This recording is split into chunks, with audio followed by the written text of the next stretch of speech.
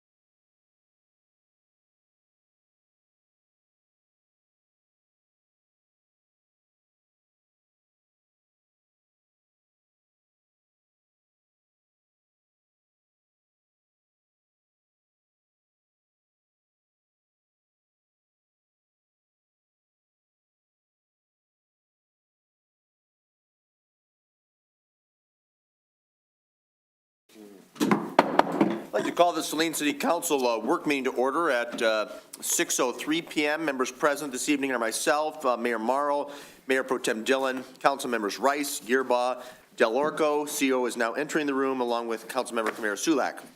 From city staff, we have City Manager O'Toole, Clerk Royal, Community Development Director Harrington, DPW Director Searles, and Police Chief Radzik will be absent this evening. At this time, the chair would entertain a motion to approve the agenda as amended unless there are amendments. So moved as amended. What's the No, I don't think there's an amendment for the work meeting. Oh, I thought you just said that. You could amend it if you wanted to add another discussion item. Approve as submitted. Submitted, okay, moved by Gearba to approve as submitted. Is there a second? Second. Seconded by Dillon. I'll get you on the next one, Mr. Kamara Sulak. All those in favor of approving the agenda as submitted signify by saying aye. Aye. Opposed, say nay. Ayes have it, the motion carries unanimously. There are no absences, so we'll proceed to public comments. Under the Open Meetings Act, any citizen may come forward at this time, make comment or question on an item that appears on this council agenda. This public comment period will be limited to 3 minutes per person. Anyone who would like to speak is requested, but not required, to state his or her name and address for the record. And just to be clear, we have an hour-long work meeting to discuss community event applications and waiver of fees for the 2023 calendar year. The record will reflect there are no public comments. Then we will proceed to our discussion. First up is Clerk Royal. Good afternoon. Pull that microphone just a little bit closer to you, Terry. Thank you. So what you have in front of you are the public community events that we get every year. We did not have anything from Celtic because they're going outside the city, but the ones that we have are in front of you. I did get the Summerfest today at the end, so I made a copy of that. I think it was Summerfest. Yes, Summerfest came in today, so I gave you a copy of it, even though it has not been to DPW or the police or fire. So this is just showing you what last year's costs were compared to fees waived, and then I also gave you a copy of what they were in 2022. So I'll be glad to hand you over to Larry or Colleen or anybody who can answer questions. DPW Director Shirls, would you like to proceed with some comments? Well, Mayor, these events, for the most part, are pretty static as far as the setups. We've had some recent correspondence with some of the people that host the events. We're looking at meeting pretty regular, or at least leading up to the events, with Saline Main Street and the Chamber and the Legion to try and, if we can, streamline things where it makes sense, and improve the hours that it takes to set these up. Very good. DPW Director Shirls, out of curiosity, for the record, the Celtic Festival relocating outside of the city, how much man hours and staff time does that free up? That definitely was the big one. That took more than a day or two to get set up and taken down, not to mention getting the park picked back up and back in, presentable fashion, Subsequent to form, the event. right? Okay. Very good. Thank you. Mr. Harrington, City Manager O'Toole, any comments for the record? No? Easy enough? I would just say, obviously, council has adopted a new special event policy this year, so we are looking at these events now through that lens as well. And, of course, the cost consideration, one thing we want to look at is some of these events do have direct costs that the city has incurred in the past, not just labor costs. So when considering the fee waivers, council would be asked to consider whether they want to just waive in-kind only or continue to cover those direct costs. Very good. We have some guests from Saline Main Street here. I wanted to afford them the opportunity to speak if they wish. Ladies, does anyone care to comment on any of the community events, specifically those that Saline Main Street is directly involved in? We're just here to answer any questions. Easy enough. Okay. Well, we will transition to questions. My general habit has been to start questions either at my extreme right or extreme left. I'm actually going to begin to my immediate left for this evening. So I'll start with Mr. Gearbaugh, work my way down to Rice, and then end with Mayor Pro Tem Dillon and then myself. So, Mr. Gearbaugh, you have the floor. Questions for staff or any of our guests? Just a general question. Looking at 2022 and I guess the budget to actual, how did we blow through the budget so much?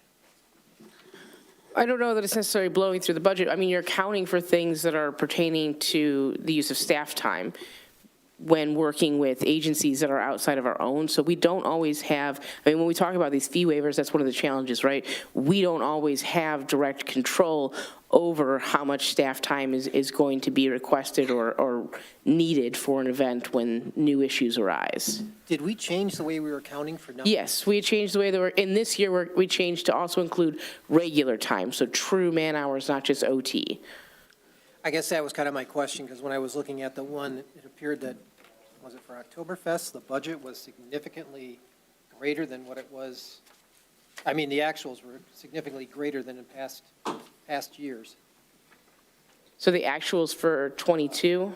2023, I think it is. Yeah, I'm sorry. It'd be calendar year 2022, but fiscal year 2023.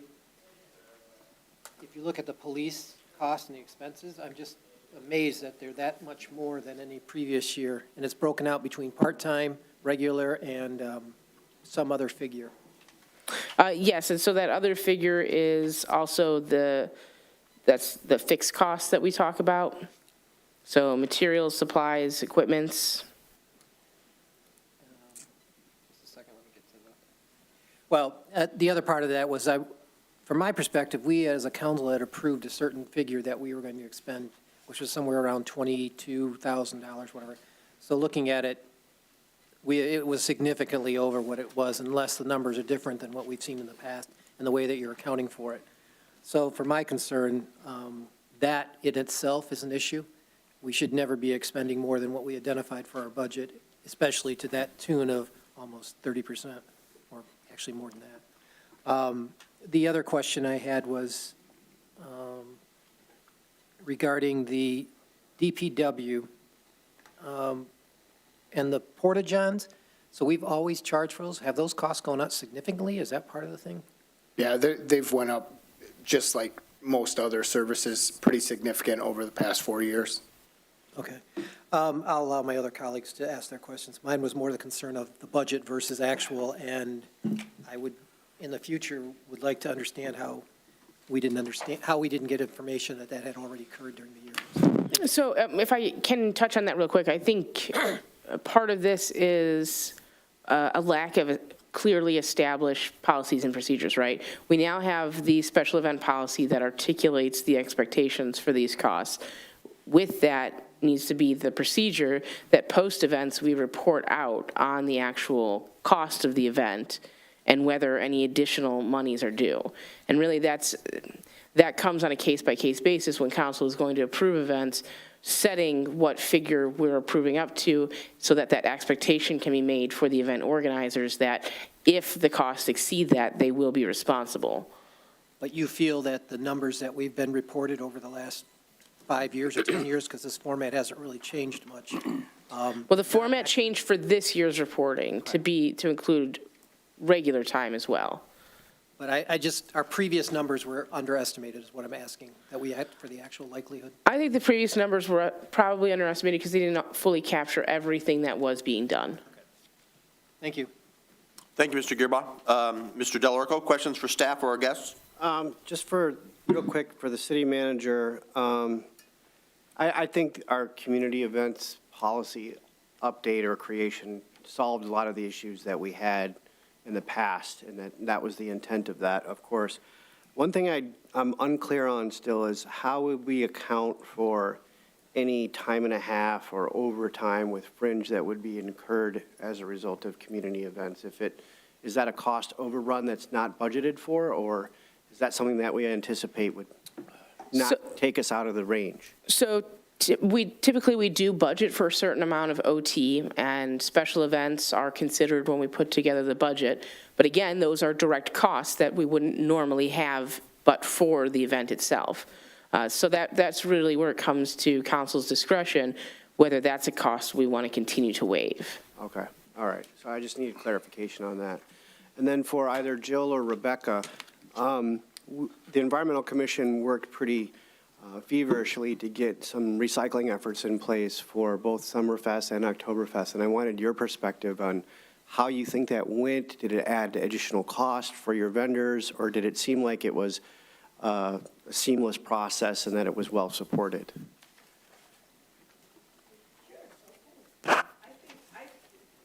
welcomed that. It was pretty seamless, and I think it worked really well last year. Oh, great. I'm really glad to hear that. We Okay. gather a lot of, Al Hodge, I think he's on the environmental commission. Right. He was involved in that for our event, and we did pay for like $1,100, I think, for the service. But he was really happy. Yeah, he's been instrumental in spearheading that effort across the city. So you had good participation from the vendors. There wasn't a lot of pushback or moaning and groaning about it. It felt like people were on board. Okay, good. That's all I have. Thank you very much, Mr. Delarico. Councilmember Rice. Hi, this is for either Jill or Rebecca. I heard a lot of families speaking of trunk or treat and some safety issues, and I see that you've covered quite a few of them in your application, some of the things that you're going to try to mitigate by pushing trunks back from in the Key Bank parking lot. The one question that I have, and this is probably for the city manager, you indicated that, you know, perhaps there's some way that you can indicate along Michigan Avenue for people to stay, you know, away from the street. I wonder if there's anything that we can do to work with MDOT to further put some sort of barricades up just along the sidewalk to keep the littles from, you know, ducking into Michigan Avenue. Just, you know, this doesn't have to be resolved tonight. It was just something that has come up a number of times over the years as the event gets more and more popular. Just making sure everybody stays safe off Michigan Ave. Yeah, I will say if council is amenable to approving that event, I know Chief Radzik and I are very keen to then do whatever we can to ensure that we're distancing the event from Michigan Avenue, especially for small children. So I don't know offhand whether we'd be able to put anything on the sidewalk, but certainly additional barriers. You know, we have the very heavy water-filled barriers that we could use on the city side. It's just a matter of time and placement. And then secondly, and I don't think anyone from the chamber is here, I was wondering, and I may just be reading this wrong, and one of my colleagues might be able to answer this for me. Is the Christmas parade and the Christmas tree lighting on the same day this year now? Yes. Okay, I like that idea. That makes it a lot safer as well. Okay, those are my two questions. Thank you. Very good. Thank you, Councilmember Rice. Councilmember Kamir Sulek, questions for staff or any of our guests? They've mostly been answered, and I was going to ask the same question as my colleague about the tree lighting. And the title of the event is Christmas Parade, and there's a lot of discussion and some disagreement on how that was titled, because we've had it, you know, the holiday parade in the past. So I just think that's something that we should get together in the community and make a decision on. It's nothing huge or to take care of tonight, but just so that people understand and how that decision was arrived at. And obviously, it's the chamber that's putting on the parade. Other than that, I don't have anything else. Very good. Easy enough. Councilmember Seal, any questions? I have none, Your Honor. Easy enough. Mayor Pro Tem Dillon, questions for staff or our guests? Thank you. Just quickly, I assume that the 2022 document we got is the reconciled version of that, because it does list out fringes and things like that, which I don't think we did before. I appreciate it because it does sort of give us an apple-to-apples comparison. I've got a couple of questions. First, I think Mr. Gearbaugh talked about this. So does the city absorb the cost of the porta-johns?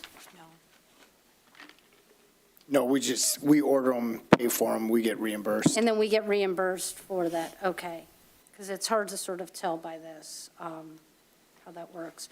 And then a couple of things, the summer music series, I thought we had talked about this before, that we were not going to utilize North Ann Arbor Street this year because Maple Road was going to be closed and that was going to be a part of the detour route. It does not appear that the timing of it, I spoke with City Engineer Humphreys, it doesn't appear that the timing of it or that the detour will interfere with what will basically equate to 4 nights during the course of summer. It's about 4 nights, right? Or is it 5?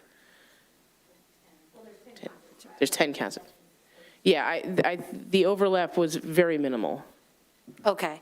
And then sort of that folds over onto Summerfest also, because Summerfest utilizes that part of the street. I just want to clarify that. I don't want Main Street to go ahead and start planning something and then us say, by the way, you can't do that. Because we've kind of seen that splashback before.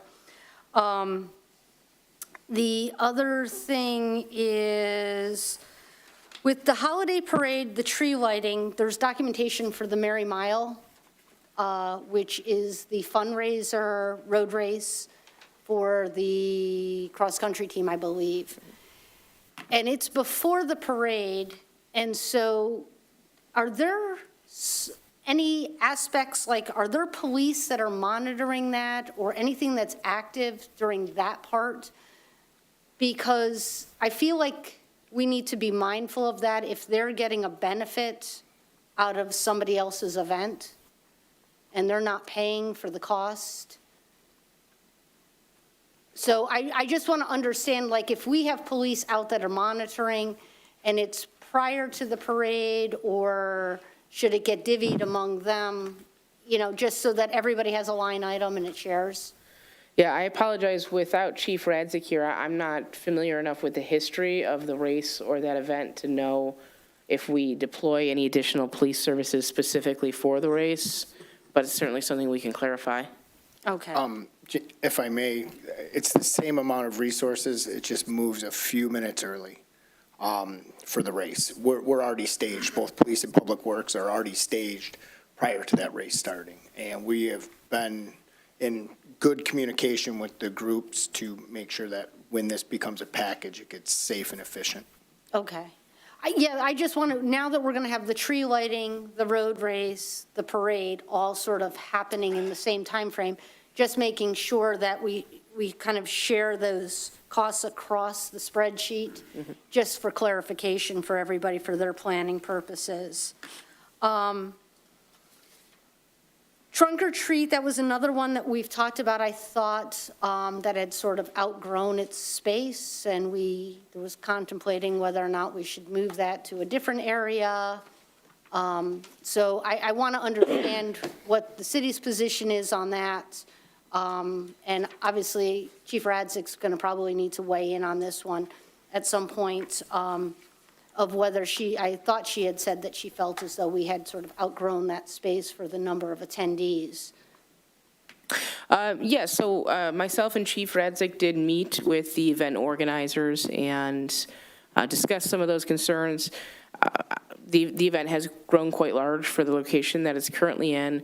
There were some thoughts about relocation, but at the end of the day, you know, we do have to be somewhat reactive to what's actually being submitted to us. And the language that we received is, you know, basically there are some of these changes that we feel we can adopt, but others, if it can't be done, it can't be done, and we wouldn't host the event. So ultimately, it'll be a decision for council to figure out if, you know, they're comfortable moving forward with it. You know, staff will make work what we need to. But certainly anything that we can do to move people away from Michigan Avenue at night is a strong preference of myself and Chief Radzik. Okay, I appreciate that. So at what point will we sort of have these conversations? Because I know that Main Street specifically is going to want to start planning their events. And if it were to need a different location, if they are going to collaborate with someone else, or however that would work, in finding, you know, the best place for it. So Clerk Royal, is the intent that the applications would then be submitted for approval at our next meeting? Yes, as long as Chief Radzik could answer the questions that are outstanding. Yeah, So so, 27th. yeah, so the meeting on the 27th would be the official approvals. Okay. And I just have one other question, and it's for Mr. Searles. Can you sort of explain what is the line item equipment/supplies? We have signs that we have to make, temporary signs, permanent signs. So it's all the materials that go into closing a road in advertising and displaying what it is, directionals or wayfinding or closed that are, some are reused and some aren't. Right. So along those lines, can we talk about that? The signs that go, the no parking signs, is there a way in which we can buy permanent ones or do something? It just seems as though we make those for each event. But a lot of times with the no parking signs, those temporary ones you're seeing, there's a date associated, so it's one and done. Yeah, potentially we could get like a printable date plaque, but the cost of a sign versus a printed piece of paper is, Right. we could do a couple million. Right.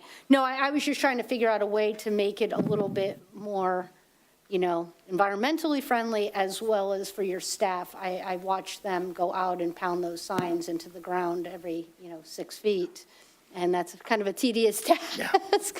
So if we could figure out ways that, I don't know if that's possible, where we can close off sections, like so the way that we have normal no parking signs. Yeah, we can look at what we use and see if there's a way to add inventory over time that's not a big impact on cost. And then do we bill those costs off to the events, or is that something?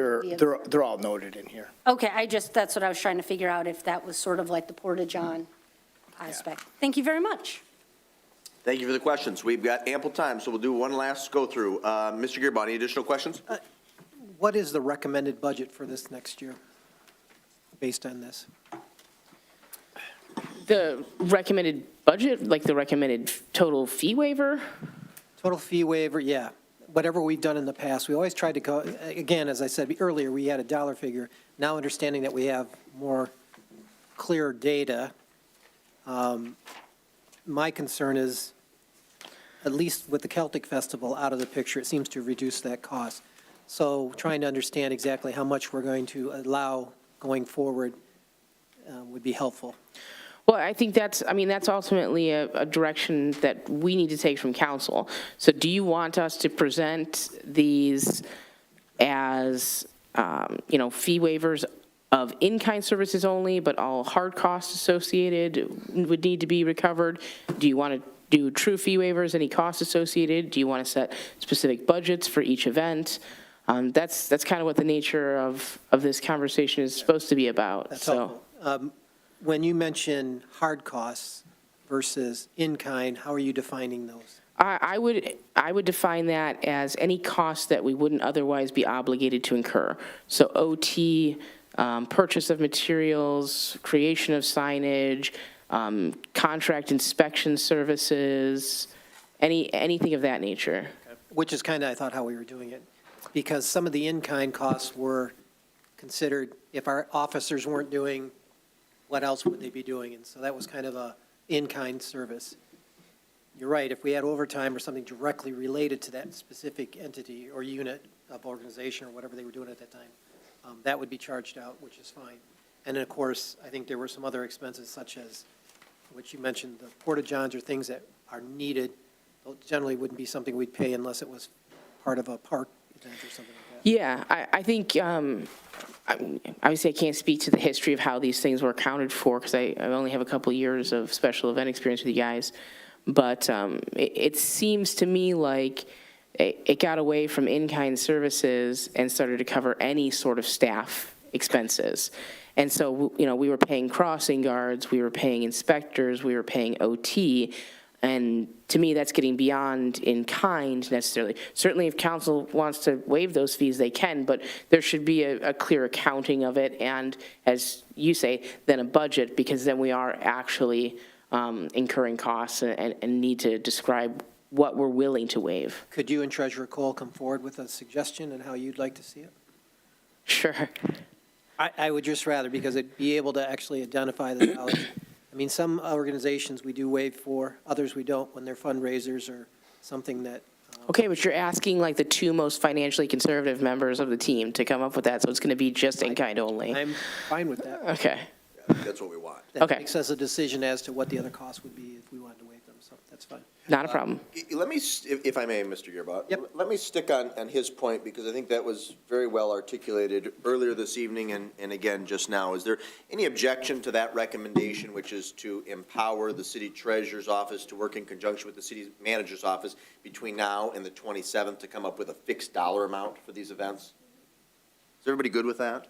Okay, all right, excellent. Then we will proceed, and we'd like to see that then clearly enumerated as part of the recommendation that we'll vote on in 3 weeks. Thank you very much. Please continue. One comment. The only one that I feel strongly about supporting and has been is the Memorial Day Parade. I feel that's more of a recognition and so forth. So in terms of waiving fees for that, I'd have to have a good understanding of why we would do that. So that's the only other one. Thank you. Okay. Easy enough.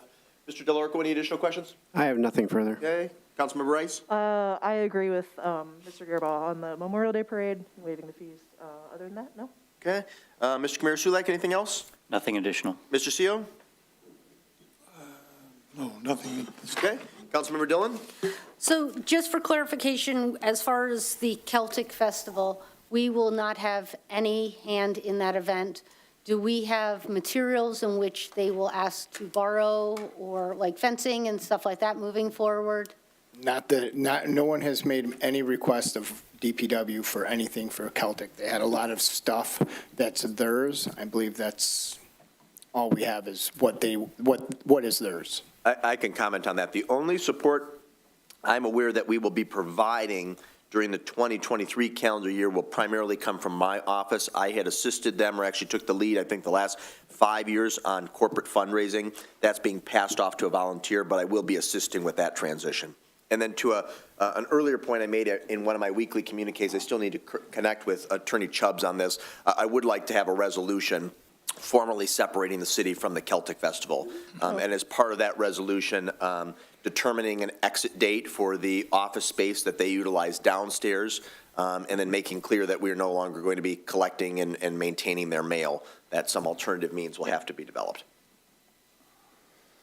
Anything else, Councilmember Dillon? Oh, I'm sorry, I Nope. didn't know it was my turn. Yep, please. Yes, so thank you very much. We always sort of keep that slush fund miscellaneous. Ms. Royal, do you remember, have we used that in the past few years? Not in the past few years because of COVID. Everything has pretty much gone to stop. But we did, previous to that, sometimes we would have like and they had, some kind of hockey game downtown out by, Room hockey. it was like room hockey, yeah. So there was some things that were used with it in the past, but it hasn't been well used. But it's nice to have it set aside. No, that's fine. I was just wondering. I have to say that I agree with understanding sort of what Mr. Gearbaugh had said about having a threshold for expenses, and we establish our own budget, and anything over that, the entities themselves are going to have to be responsible for. I understand the costs. In real time, I think we can establish some sort of a budget from that. And just also understanding whether or not we're going to have the manpower. I know that it seems like each of our departments have their own shortcomings as far as staffings at times, and there's definitely busy seasons, and making sure that we have adequate staffing, I think, is going to be very important and a key to this, and understanding that overtime is just projected, and it may be significantly higher. I know there was a notation on the memo that we received that the police fees may increase. The other thing that I would like to make mention of is making sure that we run these through. I know there is a line item at the end where each department signs off, but making sure that the fire department doesn't have anything that they need to, that they're kind of kept in the loop with these processes, and that they're in agreement that these work early on, before we even approve them, and understanding that part of it is taken care of, so that, like I said, it's not coming back to us at the last minute for changes. Now, these have all gone through the fire department, and for the 9 years I've been here, I have never gotten a fee for the fire department. So the only thing that I've gotten from the fire department was when they said no to closing down South Ann Arbor. That was the only thing I've had in the last 9 years. And Okay. that was bad enough, so. Yep, no, that's fine. Just making sure that they see all of the applications before do. they're approved. Yep, he signs off on each and every one. If he would, like, he had, the chief had hip surgery or something, so there was a lieutenant or something came in and did all the other ones. So, Fantastic. but they have all been signed off, except for the one that we received tonight. Okay, fantastic. Thank you very much. Any additional questions? Mr. Gearbaugh, before we wrap up. Just one other number I'd like to have added is the number of hours DPW and what we're waiving in terms of number of hours for each event, both on police and on DPW, or an equivalent. So we can have that information to understand how many hours are being used to. Sure, so we'll, probably, the way we'll structure it then is we'll do a waiver of up to a certain number of hours or budget of regular time with associated fringe. And then anything that has a hard cost, OT, supplies, materials, equipment, would be not included. I just have one other question, and actually, Jill, this is going to be kind of for you. Tonight, we have an issue where foundations of Saline schools want to have us, we have to sign off on a raffle request, whatever. When you all do a raffle, do you go through the state of Michigan to get a license? We do, we get a license. Have you ever been requested to come to us as a body to approve that? Nope. No. All right. Because it's really just, they just ask for like the location of it, and they don't ever ask for any kind of city sign off. The only thing we ever have to have a city sign off on is on the liquor license. Okay. Which, yeah, I knew the liquor license, it's just that we had an issue with a raffle tonight, and I wanted to understand because there's many nonprofits have a similar thing, and if you had to approve every single one of those, it'd be getting to be a lot of red tape. Thank you very much. Okay, if there's nothing further from council or from staff or our guests, thank you for your attendance, appreciate it. Just one question though. Please. We're talking about waiving fees or not waiving fees. When that decision is made, is that information get relayed to us, whether if fees aren't going to be waived, so we can work that into our budget? How does that? Yeah, I would expect that at the next meeting, we'll have each one of these applications on the agenda, and they'll each have their own summary of what the fees would be based on what department heads have already figured out. And when council moves to approve the event, they'll approve the fee waiver up to a certain number of man-hours and/or dollar figure. And because you will have enumerated action items on the agenda for the 27th, we can have the clerk's office email you, of course, not only a copy of the agenda, but all the support material that goes with it. And that'll be sent out in real time. You'll get it just as soon as the rest of us get it. And evidently, for those in the audience, you can sign up for the same program by going to Minutes on Demand on the city's website. If you have any problem signing up or accessing agendas, either for council, planning commission, ZBA, parks, what have you, feel free to connect with the city clerk's office. If there's nothing further, you have one more comment? Yes, since we have some extra time, I did want to find out about sidewalk cafe tables. Are those something that council wants to move forward with this year? I know last year Brecken had where a light or something got hit, and it was very close to where a table was set up. Is that something we want to go forward with? Because I send out my letters at this time every year. So if we want to move forward, I need to send those letters out. But if we're not, I need to let them know that also. And remind us who in 2022, excuse me, had outdoor cafe seating that was reviewed and approved by the city of Saline? Was it just Brecken and Max? And the coffee shop. Oh, Kerrigan Cafe. Kerrigan, Okay, yep. very good. So following normal protocol, you would be mailing those applications when? The end of this month? Okay. Let me start with Mr. Gearbaugh. Any reservation or hesitation with the clerk mailing out those applications? No, I mean, the same standard would be as the liability falls upon the restaurant. I mean, I know there's an issue on the traffic, but that's the issue with Michigan Avenue and South Ann Arbor Street. So I don't have a problem continuing to do what we've always done. Okay? What about for Leather Bucket? I'm sorry. Say again? The Leather Bucket Alley. I just wanted to make sure I get all my ducks in a row. Nobody applied to use Leather Bucket Not Alley yet. last year, correct? No, Paul did. Oh, he used Leather Bucket Alley last year? Okay. Brecken Grill did. Yep. Same process. Okay, just wanted to make sure. If I may, my position would mirror that of Mr. Gearbaugh. My only stipulation with Leather Bucket Alley is there has to obviously be, in perpetuity, there has to be a pathway maintained, because that is a public access point.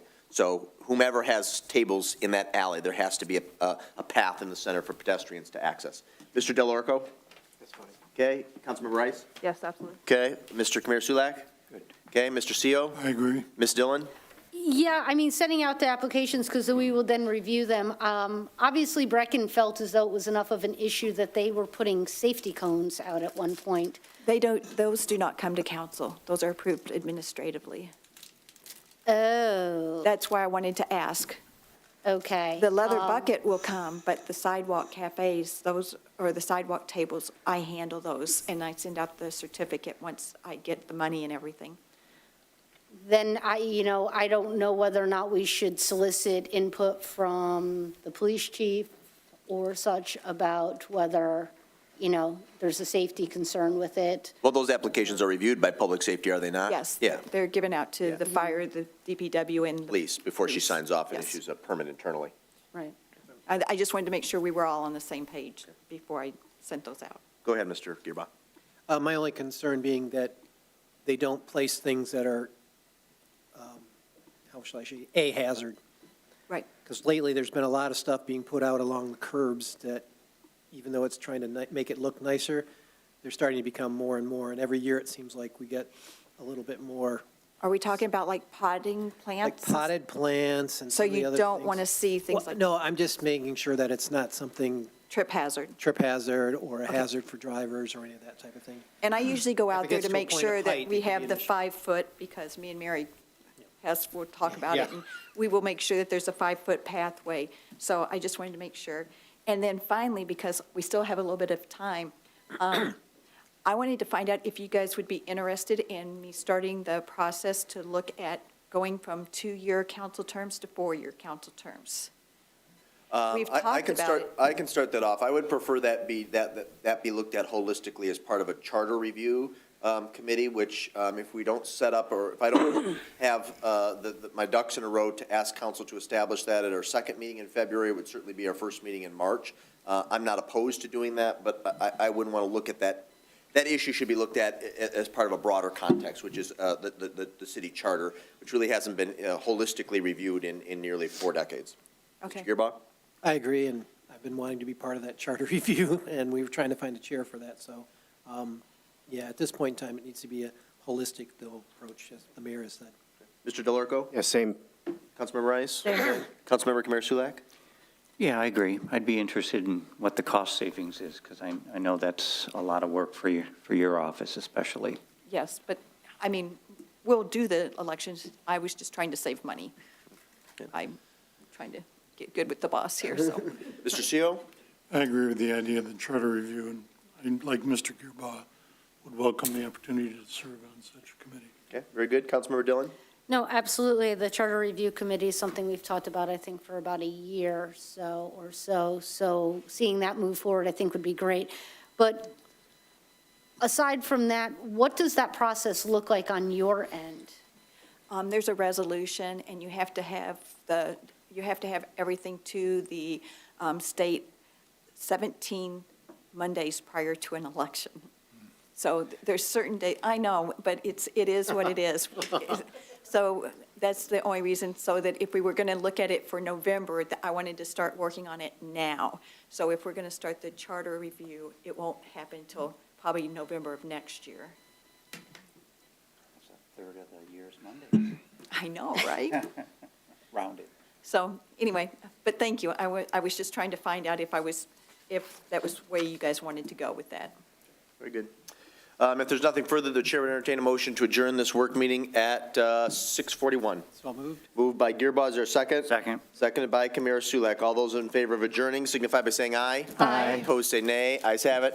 Meeting is adjourned. We will start our council, our regular meeting promptly at 7. Sorry, I wanted all the questions. Oh, you got to say What's the something. difference between Larry keeps stealing what mine. changed here? Are you going to stay up here for the regular meeting? Larry, you can just stay right where you're at.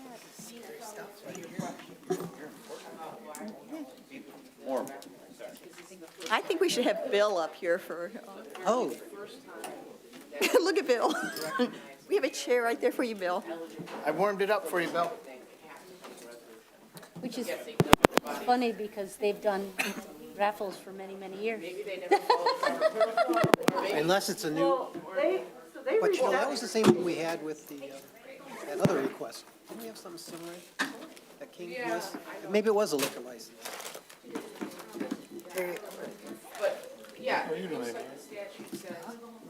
Good, how you doing? Do you need this? Not at all. You sure you want to leave? So they have a new fully, they've never had a like full staff. I do too. I do my minutes when I'm in here. I run this organization. Staff member. So she reached out to me and I was like, yeah, you just have to go to the state, and I sent her the list, but I have a feeling that that might be what the trigger is, that they like Yeah, I just officially kinda- now have a staff member, so like she's. I put new treats in my dog container, so let's see if we can get Charlie. Yeah, I know, because we have to do everyone, I remember when we did it, we had to always request another one, but you're right. That was a bigger organization. Yeah. I don't know how we do it. At the university. 'Cause that always, the Oh, you know department what? would I go and shut do the that. door. Didn't Never they? mind. My other dog. No, that's helpful. I just wanted to Stop. see what they were doing. I locked him in a corner where they can't Like, get if to they were anything. doing it, or do we have to worry about now? Hi, Bill. They wanted it done last. Don't you want to sit up here with the rest of us? Yes, but they got to us like. 2:30 on a Friday. Was that in the schools? I just pulled rank and said no. Not wasting political capital on that. I'm surprised, but they've done, Welcome to come back at the next meeting. well, what's funny is they've done very obvious all the time at their fundraising. No, I know. I just want to be. Yeah, I found. What's the difference, it was an agenda at my seat, was there nothing changed, was there? No, Yeah. I think one just references the town hall, that's the only I think that's what it was. Make sure one wasn't. Oh, yeah, you're probably right. Yep, on the 15th, okay. Okay. Using this one. Oh, I have a question. If I needed to look to the document, how do I from here, yeah. What printer is it? city, so let's see if you go file. Your name. It was the first tab. I'll probably say Called, something at the end, but. City color on reports or Saline. not, to them. And that's what's in we did have- the, where the mailboxes are. Okay. Okay? Yeah, he does that. You can see the cameras on. Oh, broken replays because they're asking for money. But getting Celtic off that list, though. I do, actually. Love it. Well, that'll put us down. We're gonna go capture Dan Big real quick, Terry. Oh, boy. Capture Dan. Yeah. Oh, our buddy. Hi, Mary. Yeah.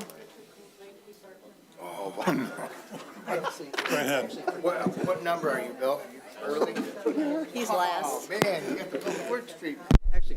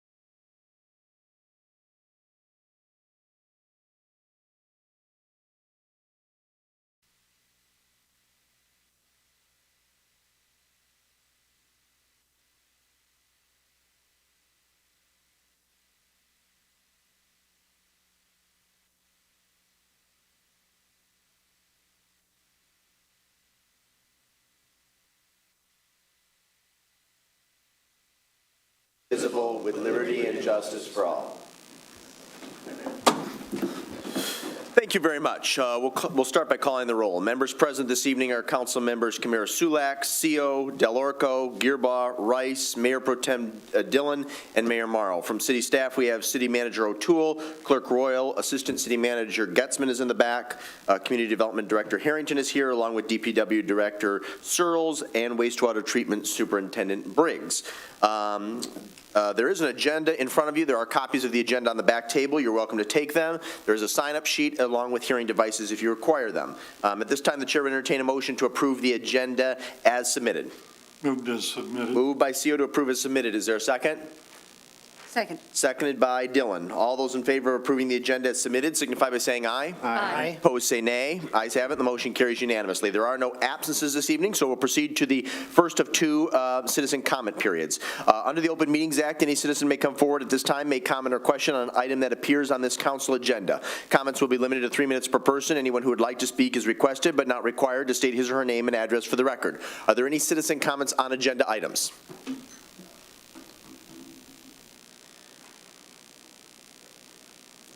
Hello, Mary Hess. And the discussion I would like to talk about is the interest of the Monroe Street property that is owned by the taxpayers of Saline. I came to look at the agenda during the week, and this is the only information that has presented to, I guess, the council and to the neighborhood and to the public taxpayers of Saline that own it, and it's concerning. The other thing is there were comments made last week as far as the sidewalk across from the library to the other, so that would be on the agenda. But, and also there were comments made about the height of stories. And yet on the agenda, it said 3 comments were made. I do understand, Mayor, and the history of not answering people if they would ask a question coming up tonight in front of you. But I would hope that that question or concern would be written down and maybe looked at a later date. To just put 3 comments on the agenda for the minutes, somebody came up and was interested in talking about something in particular. And I can just be a comment, that's no problem. But there's other people that come up, and it would be nice if it has a little footnote as far as what the subject was. Thank you. Thank you. Are there additional comments on agenda items?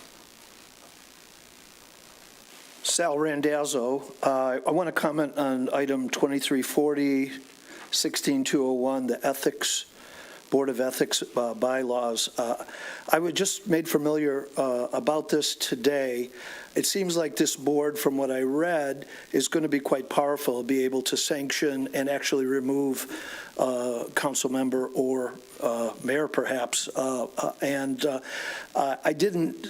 haven't seen published a copy of what the proposed bylaws are or the bylaws that you're voting on, because my concern is, as a citizen, is these boards becoming powerful as they can become politicized. And I would hate to think that such a board, depending on who appoints the members of the board, might have some allegiance to people one way or the other. And also in this era of cancel culture, what defines an ethical breach? Now, I can understand any of the board members if you did things that were clearly illegal, that, you would have legal consequences to face by that. But I would like to see more transparency on what the bylaws are, how you're going to select people to this board, how you're going to prevent in the future a board like that being politicized and maybe controlling a member or members on the council.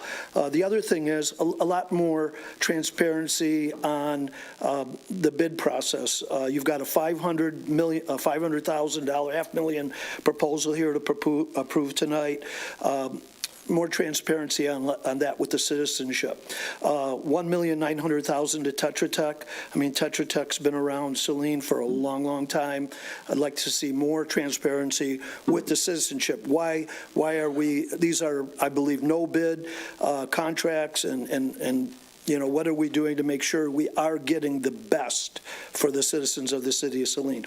Last thing, Ford truck was that competitive bid. The price looks good, but just curious. Thank you. Thank you, Mr. Randazzo. Any additional citizen comments on agenda items?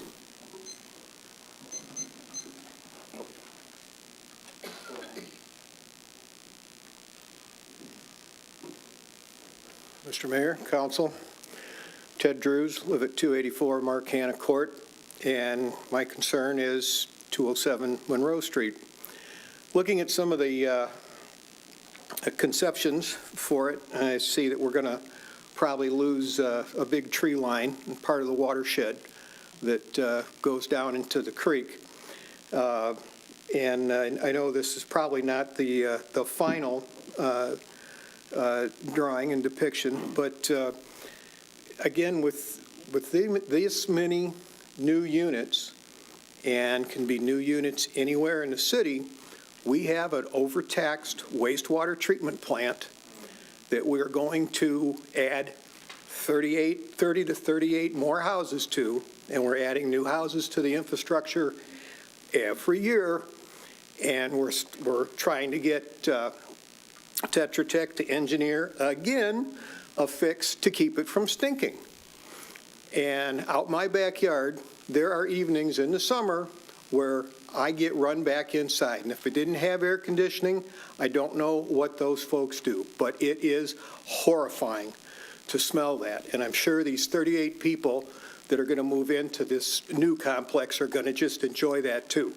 Let's get the cart, behind the horse and get the Tetra Tech people to fix the sewer plant and then start thinking about where houses go. Thank you. Thank you, Mr. Drews. Any additional citizen comments on agenda items? Matthew Rockwell, 225 Sheffield, condos, Saline, Michigan, 48176. I took a look at this 3 times today. We have enough condos, and that area over there should not be built on. One, because it's a piece of farmland, and it's a nice piece of farmland.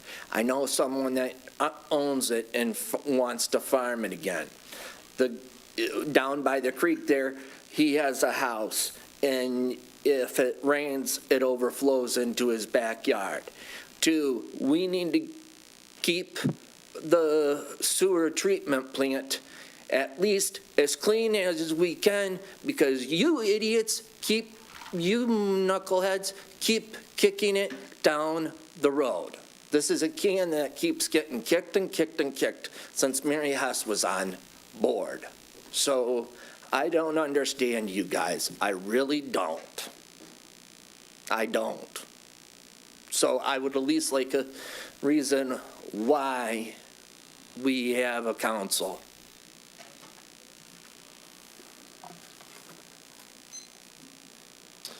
Any additional citizen comments on agenda items?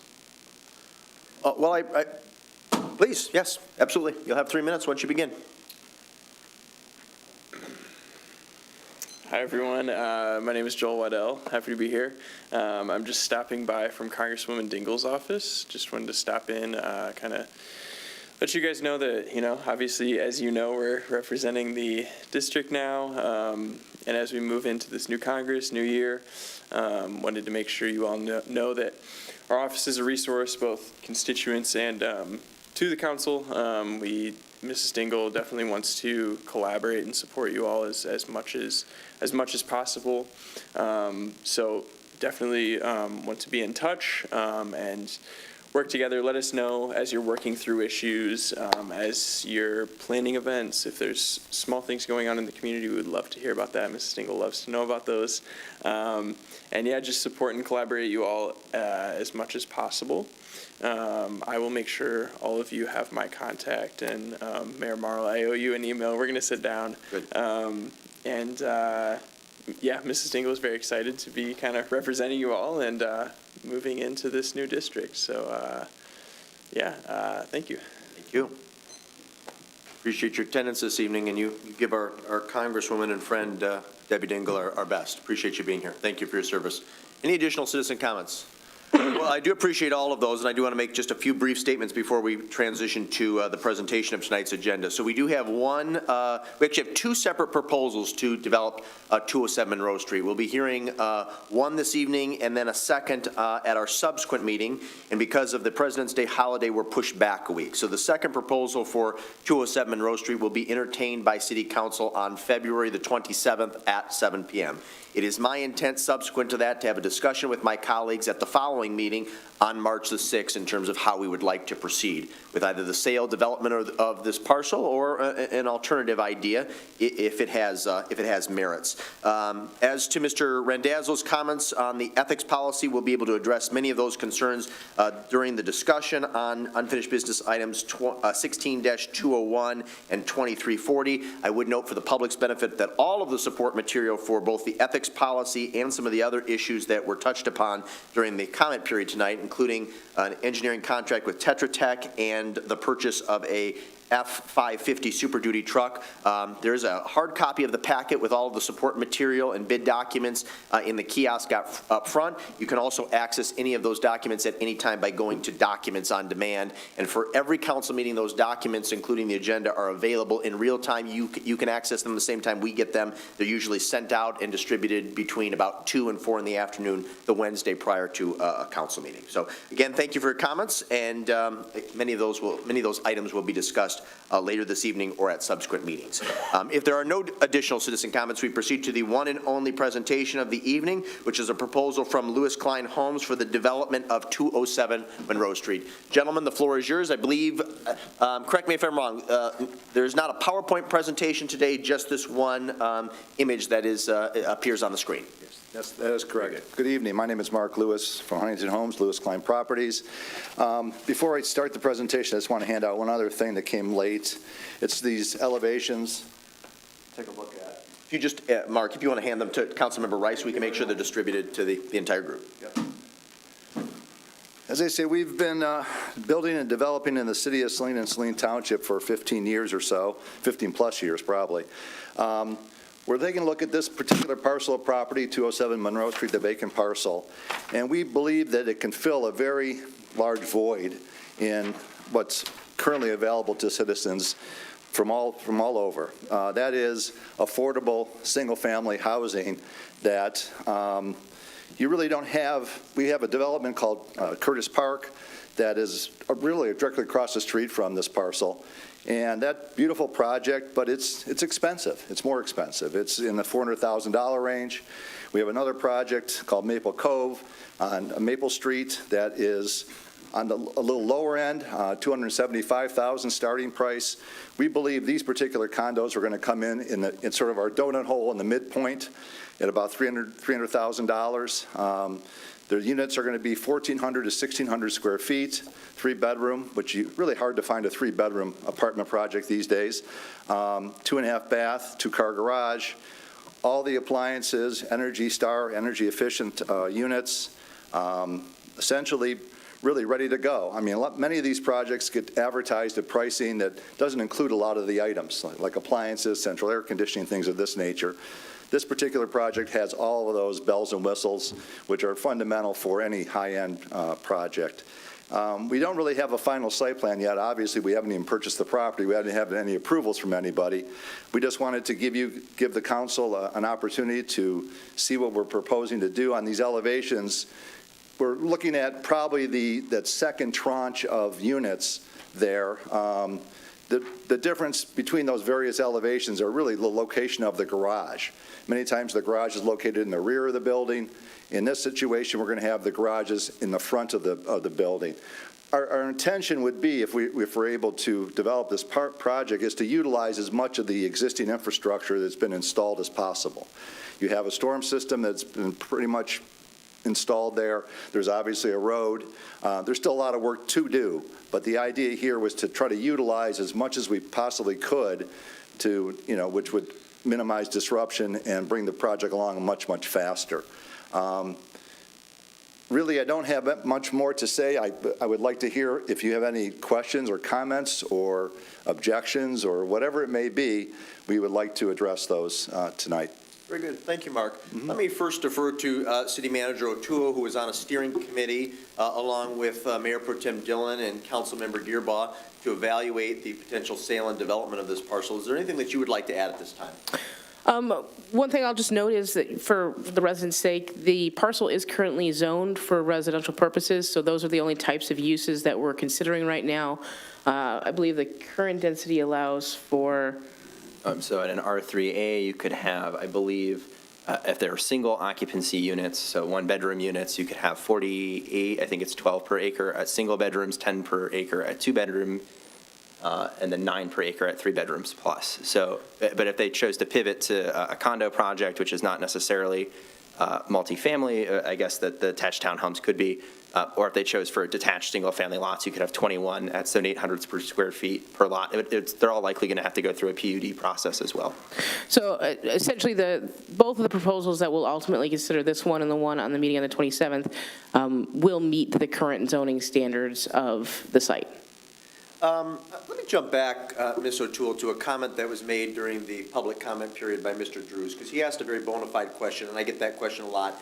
Between you and the Community Development Director, can you speak to how projects are evaluated at the time of their inception in terms of the impact that they would potentially have on utilities, not just water and sewer, but roads, sidewalk, et cetera?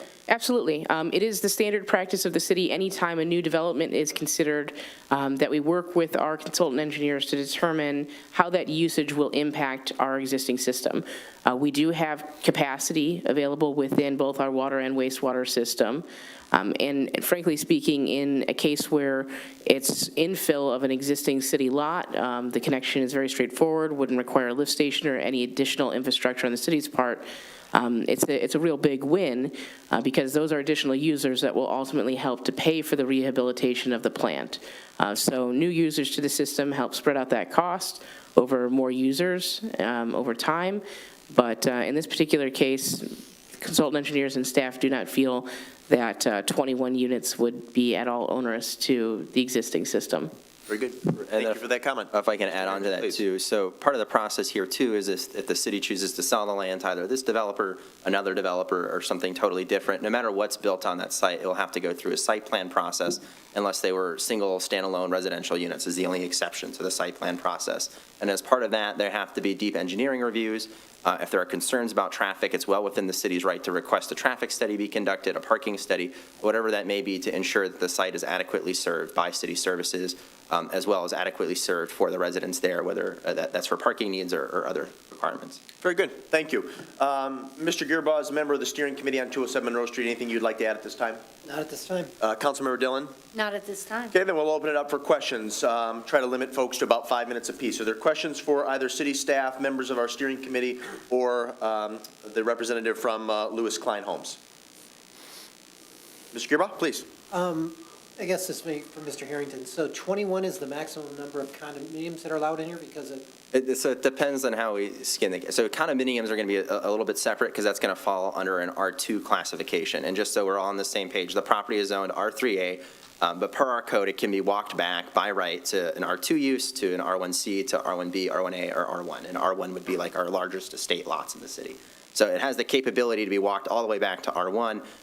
But the minimum standard for single-family homes, or condos in this case, would be 7,800 square feet per unit. And then if you take the 4 acres at a square footage rate, it roughly equals 21 and a half. So we would round down to 21 in this specific instance. I guess this is a question for our developer. When you indicate $300,000, is that the base average cost? That would be the base cost. Base cost? Yeah, the advertising. I mean, many times folks come in and want extras. You don't really know what they want, but so yes, I mean, it could get much higher if they want extras, like a finished basement or something like that. And so these will have basements? Yes. I guess my other question on this one, when you look at this in terms of the density, would you consider this as much as what you'd want to put on that land? I guess want to make my sure I'm question following you. is, Yeah. you're only doing condos. Right. You believe that's the only thing you want to do is put? I believe so. I think the apartment projects, you can obviously have a much more dense project. But from our point of view, it becomes, I don't think it's going to meet the market niche that we're looking for. We want to apply to families, try to give them an affordable option. You have so many recreational items nearby where you have, many times you don't have a lot of kids in condominium projects. But in this situation, you would have a great ability to have places where they can go and blow off steam, do the things that kids like to do, including the adults. And it's obviously a very walkable, it's a great location. We've had great success with Curtis Park, and we just think this would be just a step down in terms of pricing, and a little bit smaller unit, but in terms of the bells and whistles, it's going to be very, very similar. Thank you. That's it for me. Any additional questions for staff or the applicant?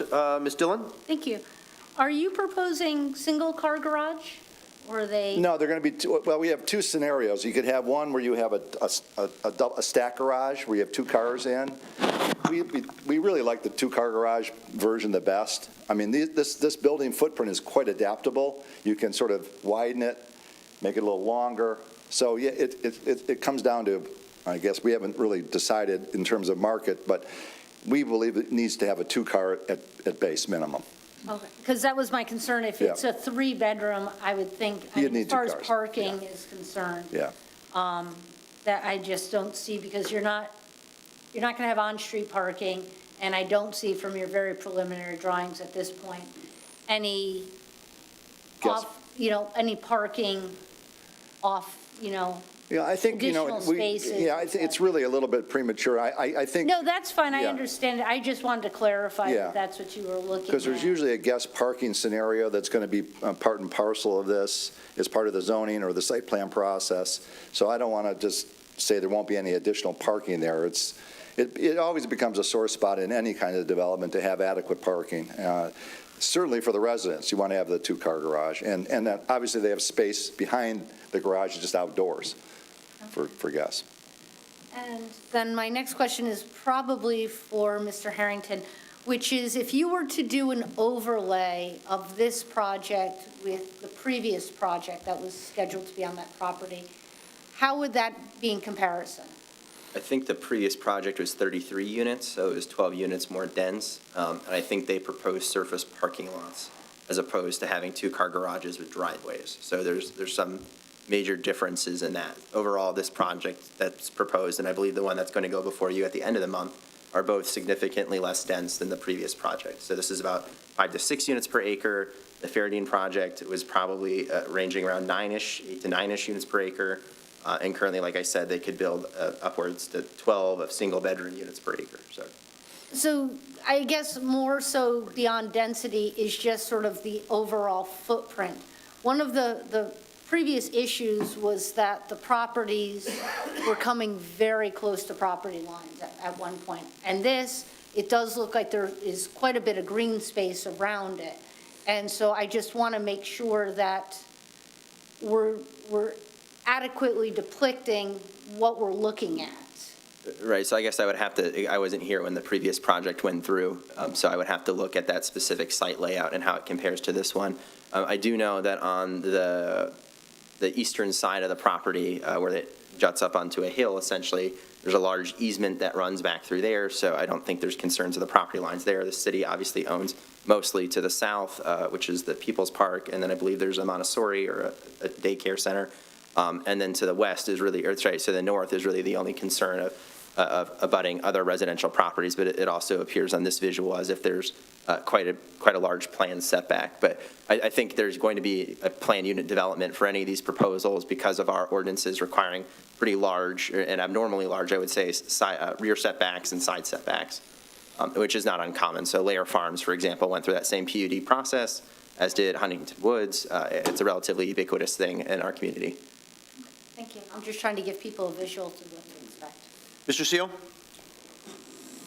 I guess I just want to say, as a consumer of one of your other projects, I find them to be very responsive and responsible as a company, and they've been a pleasure to deal with from my perspective. Thank you very much. Appreciate that. We try very hard to make it our business to serve well. If nobody else has a question, Mr. Gearbaugh? Just to clarify, and you're proposing full offer, will no additional adjustments or anything in terms of hookup fees or any of that? No, the offer is pretty, we try to make it straightforward and simple, and we don't have any adjustments or any sort of givebacks, as you say. I mean, that's pretty much straightforward. Excellent. Mr. Harrington, just one question. The one thing would be is the size of some of those units being all connected that way. I don't know if that's a concern, or would that be a thing in the PUD? I would have to look at the specifics of the R2. That's something you could adjust. And the only thing that you're strictly prohibited from adjusting in the PUD is the underlying density. So you can't have a PUD request that's more dense than our allowed density districts. But other than that, pretty much every aspect of our zoning ordinance is fair game in a PUD. I do know that was probably one of the things, is that there was a break between some of the units to make it look a little more open space, but that'll be something for the planning and site planning. Right, there are specific requirements, but you're talking usually about 10 units plus in a multifamily complex. So it's usually you can't have more than 10 single-family units on any 10 apartment or housing units on a floor. I don't think we're going to run into that with this case. Mr. Delorico, did you have a question, sir? I'm just, at this stage, it's so preliminary that it's really difficult to assess out what's being proposed here, without knowing anything additional about on-street parking, what's going to be done to address the municipal lot that serves the park and preventing that from becoming an overflow space for these residents, and how the traffic would be affected on Monroe Street. I just think there's a lot of details that I would need more information about that's not being presented at this time. One thing I would say is, inherently, the process of identifying a developer to purchase the property is going to be extremely preliminary.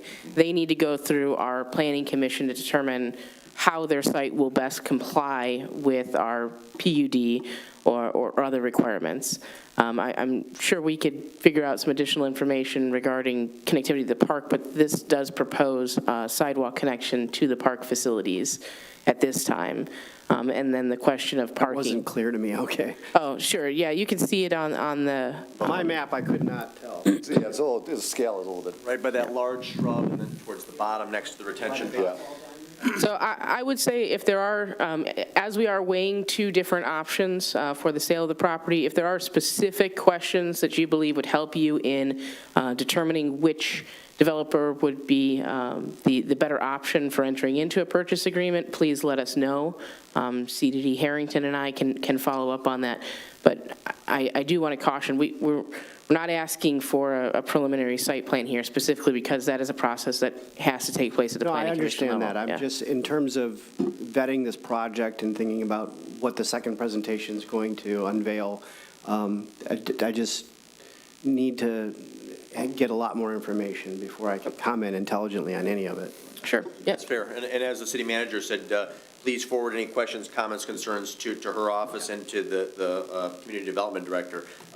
If we are able to reach consensus on how to move forward on March the 6th, as the city manager indicated, there are still going to be gaps until such time as we're able to finalize and approve a purchase agreement until whichever developer goes through our planning and zoning process, which at a bare minimum would likely include at least 2 separate meetings for a preliminary and final site plan. So this process involves numerous steps subsequent to developing consensus on which developer, if we choose one of the 2 developers to sell the parcel to. And Mr. Mayor, if I may, I know there's some concerns about the public being noticed about this. If and when a property is sold to a developer for a development and it goes to the site plan process, I believe it's 300 feet from the parcel boundary line or notice. So everyone in the immediately adjacent neighborhood would receive a letter in the mail about this parcel being developed and the proposed.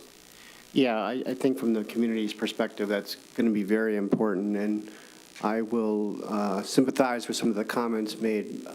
Mr. Drews, there's going to be a concern with lot lines, setbacks, and tree lines, and whoever develops this property, we're going to want to make sure that as many natural features of this site are preserved as much as possible, then we don't impact watershed and preserve as many trees as we can. I appreciate that you're attempting to utilize the infrastructure that's already been put in place.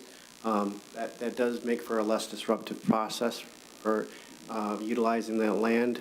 But yeah, from me representing the community's perspective, there's going to be a lot of concern about trees and setbacks. Understood. And we'll address all those questions, and we're more than happy to address them. Very good. Mr. Commissioner Sulek?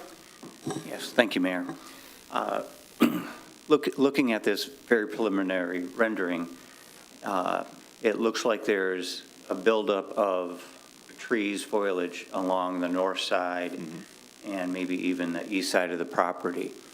Now, we know that this property has not been an attractive site, and knowing how close some of the residential homes are, I think it would be a great benefit to, in addition to preserving as much greenery as possible, adding so that there is a buffer between this and especially the houses to the north and east. I like the sidewalk that you're putting in connecting to the park there. But we're going to utilize berming and additional greenery throughout the project. It makes a lot of sense. There's a lot of dirt over there already, so. Snow Hill. As opposed to hauling it off, let's build some berms and utilize it as much as we possibly can. It's very expensive to haul dirt away. So if you can use it, and we certainly can there, because the project does need a little bit of TLC to bring it up to that visual impact that we want to have with it. Okay, great. That's all I have. Very good. Thank you. Any additional questions before we wrap up? Ms. Dillon? Thank you. It's for Mr. Harrington. How does this project, do you feel, fits into our master plan as a purchase versus a rental, 3-bedroom versus sort of intro 1-bedroom? Where does this fit in with our master plan? So the 2017 master plan has a slated to be multifamily. There's not really a clear jurisdiction over how many units per acre they were envisioning. For that multifamily, it is zoned R3A, so I gave you its 1210-9. I think it fits, generally speaking, into a multifamily project. I think anything R2 or above, so duplexes are above, and this is obviously a form of a plex, essentially, so it's a 5-plex. I think it fits in that nature. So comfortably speaking, you wouldn't have to rezone it in any tangible way. I think it fits into the general intent of the master plan to have multifamily on this site. That being said, it's at our discretion to change it for the 2022 master plan. You can make it single family. You could make it, as I pointed out at the last meeting, really whatever you want. And since the city owns it, we have the ability to do whatever we like with the site. So It seems as though we had been talking more of a rental market that we were looking at creating within the city. So I think pivoting to for sale properties versus a rental, I just want to see how that's. yeah, absolutely. I think in the larger scheme of things and looking at our future land use map as it relates to annexation and maybe infill and redevelopment, there are plenty of opportunities to have other multifamily projects. So if it's not the intent of the council to pursue multifamily rentals, which I do think, especially modern market rate multifamily rentals, is a gap that we have in this community in terms of housing stock. At this location, that's totally fine. I would just like to have a conversation about other places in the community and maybe broader regulations that we have that restrict the supply of housing, which is the point of that town hall on the 15th. So if it's not your intent at this site, that's perfectly okay. And I think we can still accomplish objectives of the master plan to add to the diversity of housing opportunities that people have in this community via other means. So it's not the end of the world, for example, if this doesn't become rental. Although I do think, like I said, that's a hole in the market versus we do have a lot of for sale condos in our community. Thank you very much. If there are no additional questions for the applicant, Mark, thank you. Appreciate your time. We look forward to continuing this discussion, and we will be in touch. I appreciate it very much. Thank you again. Have a wonderful evening. You too now. We are going to proceed with the consent agenda. The following consent agenda will normally be adopted without discussion. However, at the request of any council member or citizen, an item may be removed. Moved as submitted. Moved by CO to approve as submitted. Is there a second? Second. Seconded, was that Rice? Thank you, ma'am. All those in favor of approving the consent agenda signify by saying aye. Aye. Opposed, say nay. Ayes have it, the motion carries unanimously. We move on to public hearing, agenda item 23-32, special land use for medical marijuana provisioning center at 121 Sage Court. First motion will be a motion to open the public hearing at 7:35, affording the public an opportunity to speak to this issue. Move to open. Moved by Gearba to open the public hearing at 7:35. Was that seconded by CO? Yes, sir. Thank you, sir. All those in favor of opening the public hearing, say aye. Aye. Opposed, say nay. Ayes have it. Public hearing is now open. Is there anyone who wishes to speak to this issue? You will have 3 minutes.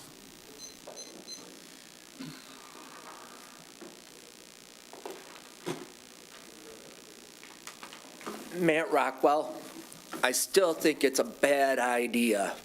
I really do. I see the one going up down there at the end of town. It's still a bad idea. If you guys have not been noticing the news, young kids are dying. We had one in Ann Arbor and one in Dexter. And that came out over a newsletter from the Washtenaw County chief. And if you guys can't figure that out, then I'm done. I am totally done.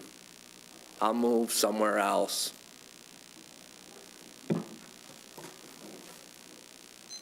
Thank you, Mr. Rockwell. Are there any additional citizen comments on a proposed medical marijuana dispensary at 121 Sage Court?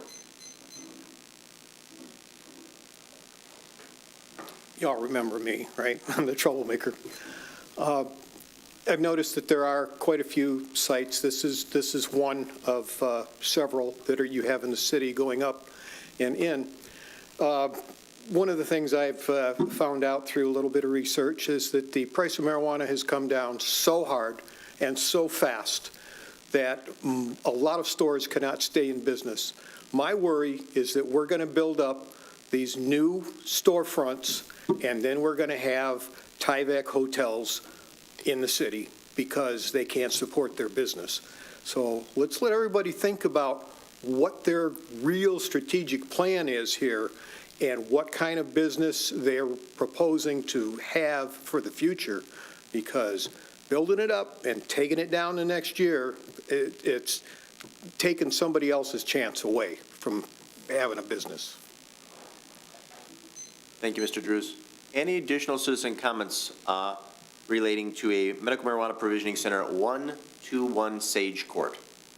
Just for edification, that's the property behind Tractor Supply.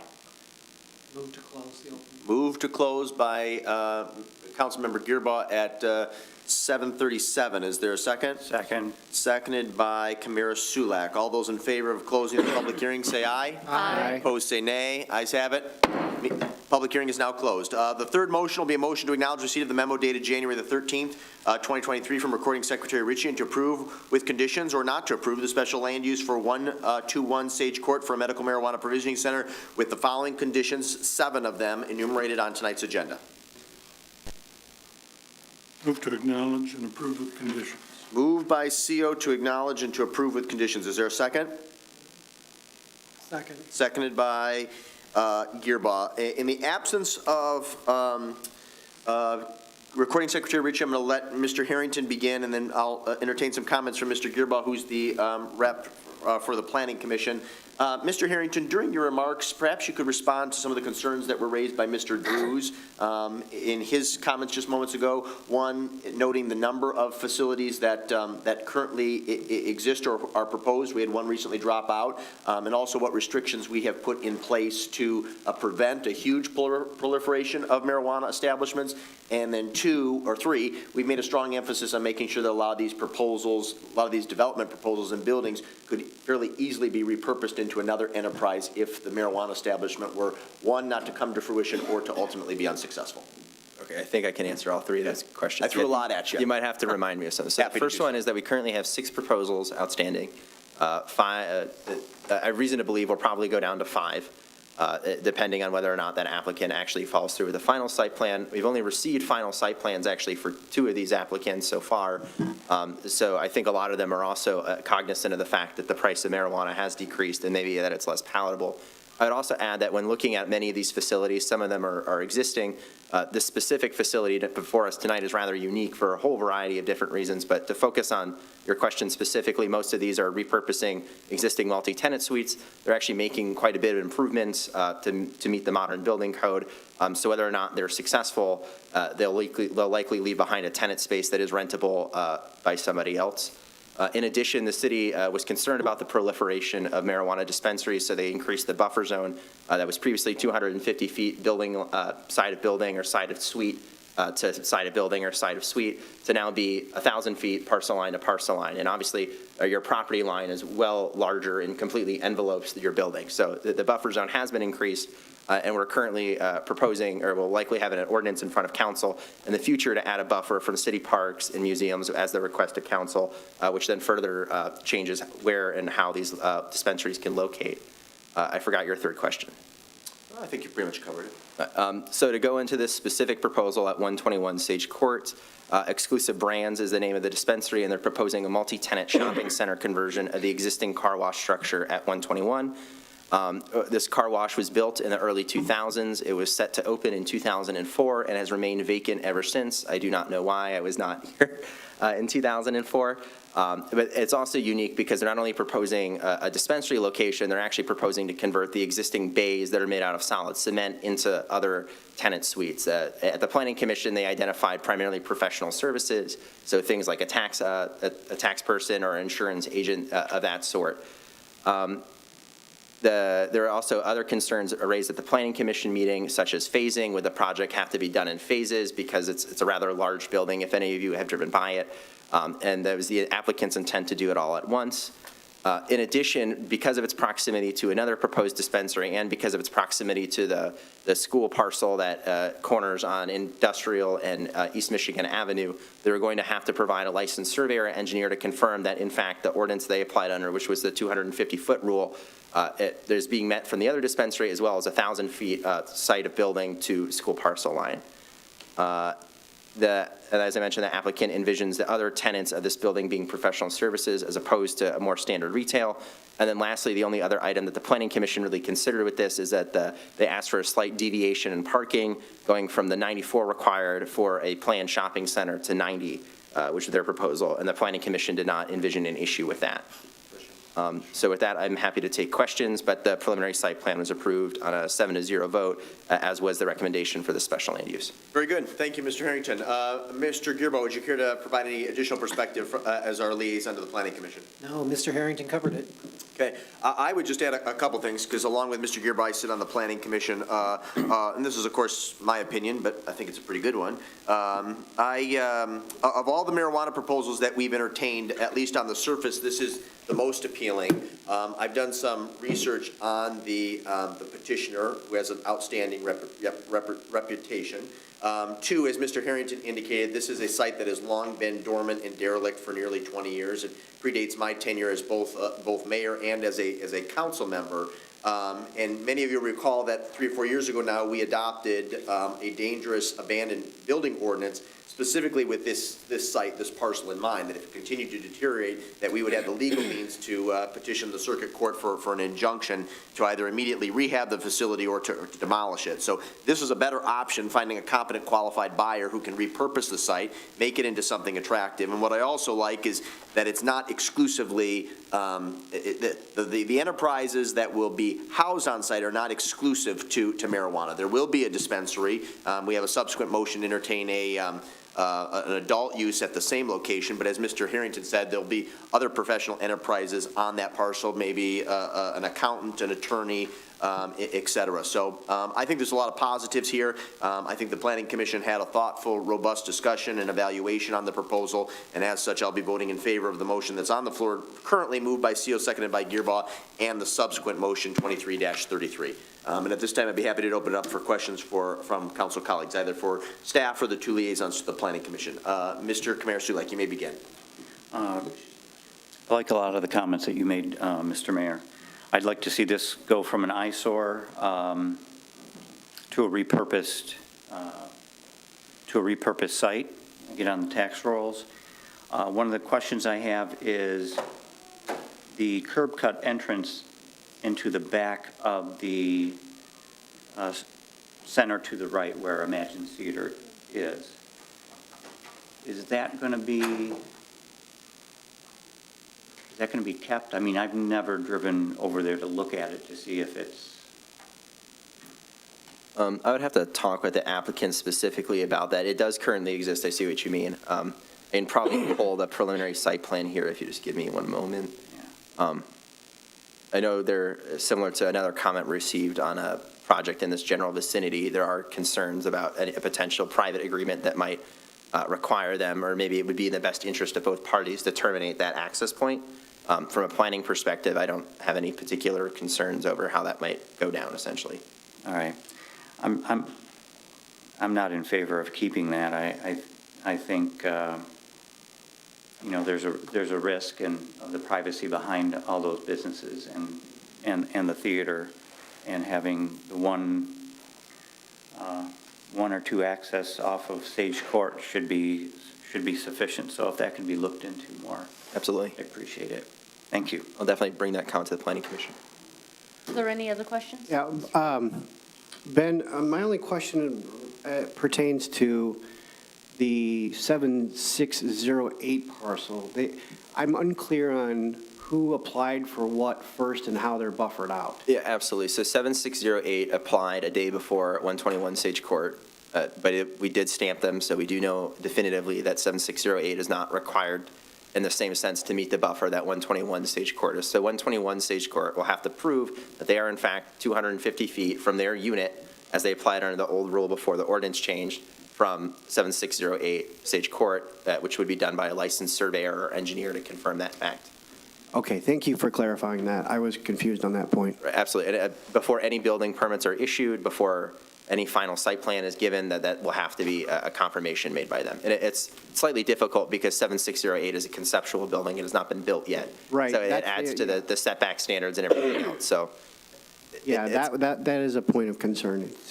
It's one thing when you're taking an already existing building and repurposing it. It's another thing altogether when you're trying to develop a piece of property, so. Correct. So I'm very thankful that we changed the ordinance to be far more clear and legally speaking grounded, because a parcel is a legally defined entity Right. versus a building Right. is not. So. Okay, thank you. Any additional questions? Mr. Seal? Just a comment, Your Honor. Please. I was on Planning Commission, all those many years ago, when this was approved initially as a car wash. I've always thought it was a fairly attractive building by design, and I was very pleased to see this proposal that makes what I think is good use of the building in total. It's going to finally bring it into full use and I think retain the character of the building itself with the red brick and multiple fronts. So I think it's a great use, finally, of that building. And I'll be voting in favor of it. Very good. Thank you, Mr. Seal. Mayor Pro Tem Dillon. Thank you. Mr. Harrington, just for clarification, when we talked about, there was a statement made about this is not going to be a phased project. Is that just a statement from the developer, or is that a requirement from the Planning Commission? It is a statement from the developer, but the Planning Commission could in fact make that a requirement if they'd like, that this will not be marijuana shop first and then other tenants to follow. I think there would actually be ramifications for the developer based on how we're measuring from the building if they chose not to develop those other tenant suites simultaneously with that, because then how are we defining the building? Is it, if you're not occupying or choosing to develop the other two bays, I would say that's part of the principal use then as a dispensary, and therefore it adds implications for that 250 feet. It adds implications from that buffer from the school district boundary. So there's a couple factors at play with that. Thank you very much for that. Now, sticking on the buffer, we've talked about this before. It's generally a general statement in all of these as a requirement, and that's that survey. At what point does that survey need to be done? So we'd like it to be done prior to final site plan submittal. Okay, so then we know at that point, should there be you're a foot and a half short, we will know, and then that stops that process? Correct. It was a condition of the site plan. Okay. And then my last comment is on the parking. It was 94 required, sort of settled on 90. It's 4 spots here and there, doesn't seem like an issue, but is it an issue because we made it an issue on the west side in that shopping plaza, that they had to have all of the required spots? It's slightly different because they're proposing to totally change the use of this particular property versus the other one was still a planned shopping center. This was never proposed to be a planned shopping center. It was proposed to be a single user car wash. So that actually does necessarily change the calculation and thus provides the Planning Commission more discretionary review than same use to same use, if that makes sense. That's fine. I just want to make sure it doesn't look like we're giving preferential treatment No, to one dispensary over another. No, and I think you could also make the argument, what is the gravity of 4 spots here at a derelict car wash versus what is the gravity of 4 spots at a very popular shopping center? So that it's not, if we were to ever be pursued on litigation over this, there's commentary over the totality of the circumstances that exist. Thank you very much. Mr. Kira? Just to follow up on Mayor Pro Tem Dillon's comment, could we add that condition at this time regarding the phasing? That it must be done in one phase, yes. I don't see anything wrong with that. You're going to offer that as a friendly amendment to the motion that's on the floor?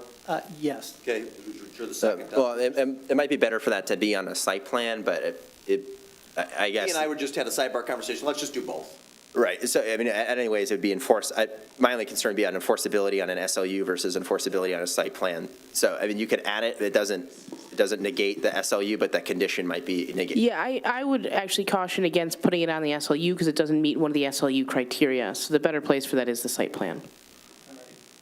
Okay, I was just thinking that, didn't we approve the preliminary site plan as part of the SLU? Right, so I'm still confused about that specific Yeah, I know. motion Panelized. sequence. We're doing an administrative update with our code right now to also make that a lot clearer. Let's do this, and unless there's objection from the dais, I'd like to proceed with Mr. Gearba and myself indicating to the Planning Commission, obviously they're free to make whatever decisions they want, but I think that the phase-in issue should be resolved by way of a condition during the final site plan, because I would like to see this project completed in its totality without marijuana being the initial enterprise and then seeing the potential for other businesses languish because of lack of action. Is everybody good with that? Yes. Okay, then. So, and then for Clerk Royal's sake, that'll be 2 separate actions then. One to approve with conditions and one to recommend to the Planning Commission. We don't need to make the latter Okay. formal All right. motion. I just wanted to make sure there's no objection from the dais. And if there isn't, then between Mr. Gearba and I, we can discuss that and advocate for it when the Planning Commission reconvenes on this issue in a month's time or so. Okay? If there's nothing further, we do have a motion on the floor moved by CO, seconded by Gearba to acknowledge and to approve with the 7 enumerated conditions. All those in favor signify by saying aye. Aye. Opposed, say nay. Ayes have it, and the motion carries unanimously. We move on to the subsequent motion, which is agenda item 23-33. This is special land use for adult use of marijuana, a retail establishment, more specifically, at 121 Sage Court. The first motion will be a motion to open the public hearing at 7:53, affording the public an opportunity to speak to this issue. So moved. Moved by Gearba to open the public hearing. Is there a second? Second. Seconded by Kamir Sulak. All those in favor of opening the public hearing, say aye. Aye. Opposed, say nay. Ayes have it. Public hearing is now open. Is there anyone who wishes to speak to this issue of an adult retail marijuana establishment located at 121 Sage Court? All I'm hoping is that over the years, we've talked about a surety bond. And there's many, many things that have went by the wayside, be it the hotel, be it the car wash, be it the hole in the ground on US 12, be it Monroe Street. And surety bond is something that, if they come through and they build everything as far as in the car wash rather than their one option and then leaving the others, I think somehow there should be some type of caveat for the council to be able, or an incentive for the new owners to follow through. And surety bonds do work. Any additional citizen comments on a proposed marijuana retailer at 121 Sage Court? I'm Melissa Phillips, 579 Forest Brook Court. I have a specific question about the adult use versus the medical provisioning. In the adult use, would that allow for delivery to residential homes? It does not. Okay, very good. My voice is that I'm very opposed to having marijuana retail in Saline. I understand we'll probably get one. I hope no more. One should be enough, and I like the fact for Sage Court, if we're going to have it, that it's set back off the road. It's not a flag on Michigan Ave welcoming in that business. Thank you. Yep. Thank you, Melissa. Appreciate your comments. Any additional citizen comments on this particular agenda item? Is there a motion then to close at 8:55? 7:55, excuse me. So moved. Moved by Gearba to close. Is there a second? Second. Seconded by Mayor Pro Tem Dillon. All those in favor of closing, say aye. Aye. Opposed, say nay. Ayes have it. Public hearing is now closed. We move to the third and final motion, which is a motion to acknowledge the memo dated January the 13th, 2023 from Recording Secretary Ritchie, and to approve with conditions or not to approve the special land use for 121 Sage Court, for an adult use marijuana retailer with the following conditions, and there are 7 as outlined on tonight's agenda. Move to acknowledge and approve with conditions. Moved again by CO to acknowledge and to approve with conditions. Is there a second? Second. Seconded by Rice. Mr. Harrington, would you care to make a brief comment? Yeah, absolutely. And I know this was a comment that was addressed earlier too about surety bonds or how we're going to make sure that these, I actually had a meeting with Engineer Humphreys and our consultant engineers at OHM today. We have identified a gap in our regulatory ability, post-final site plan to when we're issuing building permits to make sure that like engineering requirements and other things are in place so that these don't become large costs for developers down the line, and that all these are items they're aware of from the get-go. So I do think we're moving really well in the right direction to make sure that projects that are proposed are going to be completed. There are surety bond measures, as always. Those are on their own risks as well, and we can have another discussion about that. But other than that, relatively similar to the conversation we just had on medicinal marijuana. And then for the public's benefit, what was approved was a medicinal marijuana, meaning that it's regulated by the state and that any user of that facility has to have a medicinal marijuana identification card, versus this would be open to the public like any other recreational dispensary, either in Ann Arbor, Ypsilanti, or Pittsfield Township now. So those are the key differences. We do not allow for delivery in the community. Or drive-through. Or curbside pickup or drive-throughs of any variety. That raises the question, look at number 4, condition. In both of them, it says that. It says patrons to the curbside pickup entrance.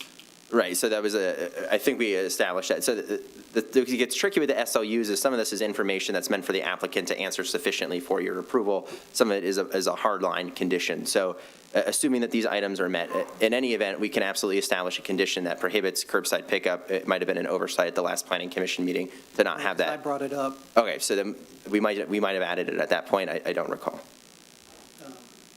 Yeah, just clarify, I brought that up to say, and the applicant indicated they would not, if that was our policy, they would not do curbside pickup. So I'm not sure how that language got in there. Right, I think it was more of a comment from the site plan review about the directional signage needed. So I think that was an omission on my part to not catch that specific clause from our consultant's report. I thought we had made it clear that any of the petitioners whose proposals we had evaluated, the planning commission, at least on that particular issue, spoke in one voice, which is we did not want to permit curbside pickup or a delivery of marijuana-related goods. Right, that is correct. Like I said, for me, I read directional signage shall be provided, and then I saw the staff should be required to park in the north parking lot. I missed the middle chunk there, so I apologize for that. But obviously, yes, we can strictly prohibit curbside pickup up until the point the city chooses to adopt an ordinance, either with restrictions, strictly prohibiting, or with no restrictions. Yeah, okay, very good. Questions for Mr. Harrington? Councilmember Dillon. Thank you. So just kind of tagging onto that conversation, I believe in past applications, we've actually spelled it out as a condition. Yes. Can we do that at this time? Yes. Can we have some sort of a friendly amendment to make sure? We obviously did not do that on the medical one that we just agreed to. Is there any issue with that? No, I don't foresee any issue. And honestly, after talking to many of these firms that have come through the city so far, none of them have really any interest in pursuing the medical aspect of their licensure because it's no longer necessary. So they get the approval, but whether or not they choose to exercise the medical license at the state is a different discussion for them. But yes, so we can absolutely fulfill that on this site plan as well as both the final site plans that would be seen for this project. And then I did find the site plan and the access drive to the Imagine is still shown, but that is absolutely a piece of feedback that Councilmember Gearbaugh, Mayor Marl, and I can bring to the Planning Commission about potentially ceasing that access point into the Imagine Theater. Any additional questions? Any comments on the motion? Please. Just for the benefit of the public, I have done extensive research on this particular company and have used this company in our personal lives as my spouse has cancer and has been using their services. They are very discreet. You would not know who they were or where they were by within blocks of where they are. They take the security and the safety very seriously. We were actually quite surprised when we came in to the building how secure it was. So this particular company, I have full faith that they will continue to do the same here today. Very good. Thank you for that. There's no additional discussion. We do have a motion on the floor moved by Seal, seconded by Rice, to acknowledge and to approve with the 7 conditions. All those in favor signify by saying aye. Aye. Opposed, say nay. Ayes have it. The motion carries unanimously. We move on to unfinished business, item 16-201. This is Code of Ethics Council Code of Ethics Policy, excuse me. First motion will be a motion to acknowledge receipt of the memo from City Manager O'Toole and to rescind the ethic policy adopted by City Council on November 21st, 2015, and to adopt or not to adopt the City of Saline Code of Ethics Policy. Move to acknowledge receipt, rescind, and to adopt. Moved by Gearbaugh to acknowledge, rescind, and to adopt. Is there a second? I'll second. Seconded by Seal. City Manager O'Toole, because there were some comments made during the initial citizen comment period, can you provide a little bit of background on what is being considered? Maybe elaborate on the significant amount of vetting and discussion, debate that has gone into this and the subsequent motion, and maybe alleviate some concerns that individuals who will be part of this process will be biased against an accused. Absolutely. So this is the culmination of probably 5 or 6 different council discussions on this topic. Most recently, a work session in which we kind of hashed out the final structure of this policy in September of 2022. The current policy is really an evolution from an existing code of ethics that the City Council has. This certainly adds more depth to how we would respond to ethics violations, but in substance really doesn't change the type of ethical standards that we have for our elected officials. Regarding how individuals will be selected for this committee, and I'll also preface by saying this committee is an advisory body. There are only two means of removing individuals from office, that is through a citizen's petition and through a petition of the governor. So even council as a body itself couldn't remove a member, and certainly this committee does not have the authority to do that. Further, this committee is advisory in nature. So any reprimand of an existing council person also cannot come from any other body aside from council itself.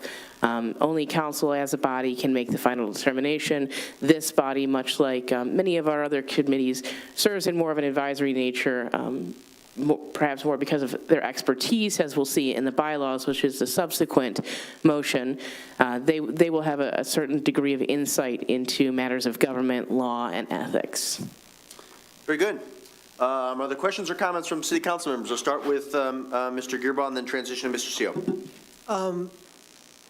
City Manager, can you explain whether we have the opportunity to refer at any time to an outside source, correct?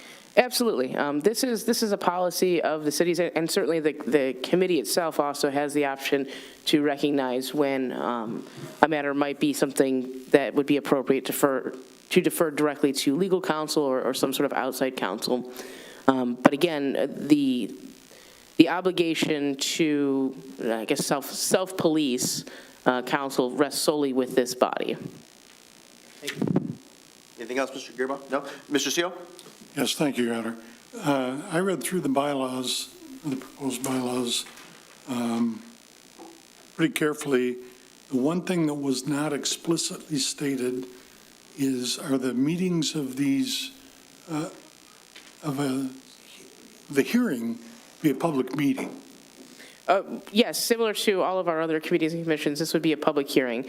Because it's an advisory body, it is not a governmental decision-making body. It's not necessarily subject to OMA, but as you'll see in the bylaws, we kind of structure it so that it's still still a public-facing body. All of the documentation from it would be foilable, and similar to all of our other committees and commissions, we would create agenda packets with those materials.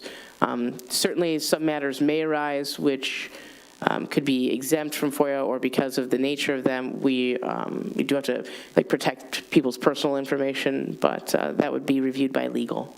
I guess the one thing that came to mind for me was if a council person was accused or thought to have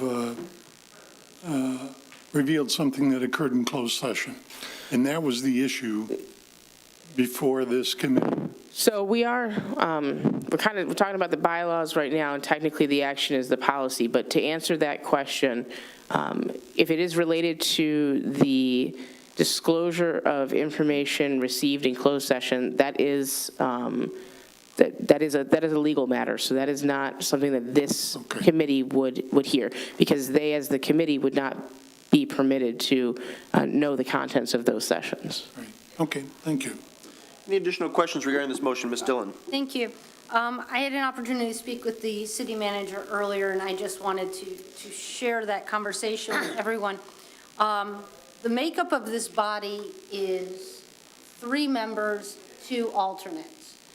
But what it says in here is that a quorum is 2 members, which what happens is, my question was, what happens if those 2 members do not agree on how to move forward? Do they wait and then bring a 3rd person in? Is it sort of where it dies on the vine? So understanding that piece of it. Yeah, so if it's a 3-member body. So it's a 3-member body with 2 alternates. The way that the bylaws are drafted, you'll note that every effort needs to be taken to try and get an alternate to participate if a member has to be absent, or if they have some sort of other conflict of interest with the matter at hand. The intent would be that a hearing is held with at least 3 members present, because we have 2 alternates to choose from. There could be a meeting in which only 2 members were present underneath the existing bylaws. In the case where the vote was split, recall it's a recommending body. They could either choose to submit back to council with a split vote, or host the hearing again or consideration again at a subsequent meeting when at least 3 members can be present. So the same rule would apply to any of our boards, commissions, or committees. You'd have to have a majority vote to make a formal recommendation, which means in a body of 3, you'd have to have 2 vote in the affirmative or 2 vote in the negative. If you only have 2 members present and they disagree, then it's a split decision and no action is taken. Correct. But just for clarification then, at what point, so do they come back to this body and say, we're taking no action, or do they continue to deliberate until they get that majority vote? Well, I think to City Manager O'Toole's point is, if in fact we had this is such a hypothetical, so remote I think it's very remote that it would occur. If you had a meeting where you had 2 members present and not a 3rd, and they disagreed, then I think the preference would be to convene a subsequent meeting where you could have that 3rd individual who could break the tie. Yeah, and certainly if you think there's language that we can improve in the bylaws to ensure that decisions are made by at least 3 members, or we want to even put in the bylaws in the event that, a vote is split between 2 members, at least one subsequent meeting needs to occur before they can submit a recommendation of no action, that's an easy enough change. That would be the subsequent motion, of course. Correct. So that's something that, I'd like the body to decide if that's a piece, because, like I said, the way that it's written right now, 2 can meet as a quorum and come to make a decision. But if they don't agree, then we're not giving them instruction as to what to do. Did you have a comment on that? Go ahead, I'm sorry. I would just make a recommendation that we put a timeline on that they must meet within 7 days of any tie of that situation, and if not, then it comes to council. Okay. I mean, certainly for a body as small as 3, the goal should be that you always have 3 present. That should be the standard. That's what we should strive for. Again, I don't envision this group meeting very frequently, hopefully not at all, but in the events they have to, With 2 alternates, that should be accomplished. yes. We often have an issue where the meeting needs to have a deadline, so that will help make sure that that process Yep. keeps moving. So I'll ask you, City Manager, to reread that recommendation when we get to the subsequent motion. Absolutely. Is there any additional discussion or questions on 16-201, a motion we have on the floor to acknowledge, rescind, and to adopt? Councilmember Dillon. So thank you. And that was, I appreciate everyone taking my comments under advisement. The other comment that we had discussed was that the issue comes about if there's different scenarios. It could be council v. council, council v. public, council v. staff. Those are 3 different scenarios that could come about. And when it's council that involves staff, this policy does not play out, correct? Depending on the nature of the complaint. If it's a complaint that because of legal requirements, my office is required to oversee, such as like a complaint of harassment, then correct, this body would not be involved in that process. It would be handled by myself and the city attorney. And then how does this body get notified of that issue? Through my communications on the matter, to the extent that they're legally permissible. Any additional discussion or questions regarding agenda item 16-201? Mr. Gearbaugh. Just regards with that issue, because that generally is why this policy is being discussed and brought up and being implemented. What's the timeline for you to inform us under that scenario, or is there not one? I don't believe we have a specific policy on that in our harassment, like our personnel policies and documents. Personally speaking from, my position, I communicate weekly to council, so I would expect it to be the same week that I was notified of the complaint. And that would not have that could not be overridden by any member of this council, including the mayor? Correct. Okay. My only statement I wanted to make is that we have worked on this. It's something that we generally didn't want to have to put in place, but it is something that we need to because we just didn't have a policy in place that helps us direct or even give the city manager the authority to make sure that proper steps are taken in order to deal with this issue without potential drawn out in timely manner. So I think this is a good way to at least get us started, and the next bylaws will help us address that. Any additional discussion on the motion? Real quick. Okay, thank you. One last thing that the city manager and I spoke about, which is that once there's been this trigger of notification, that there should be some sort of mechanism in which all departments are notified that there is a matter and all documents have to be retained. So that we are not looking at timeframes that the windows don't collide. Yeah, so to clarify on this point, this would be really more of an administrative procedure internally. As you know, we have records retention schedules for certain things, and it's certainly feasible that a complaint might be received within a few days of when video evidence might, cease to be stored. So what I discussed with Mayor Pro Tem Dillon is that as a matter of procedure, when the clerk's office receives these complaints, any department head who has a department that is impacted by the complaint should be notified that it will be investigated and records should be retained related to the matter. Thank you. That includes video. Correct. Well, so in theory, you'd be notifying somebody who's under investigation? Well, the department heads wouldn't necessarily be under investigation in this. What if the accusation was against the department head? Certainly. Well, I guess if the department head was involved in the matter, yes, but we're going to notify the individuals. The existing policy requires us to notify the individuals of the complaint regardless. So if they were a complaint, someone against whom the complaint had been lodged, they would also be notified. Okay. Okay, I'm not sure I agree with the latter point, but be that as it may. Okay, fair enough.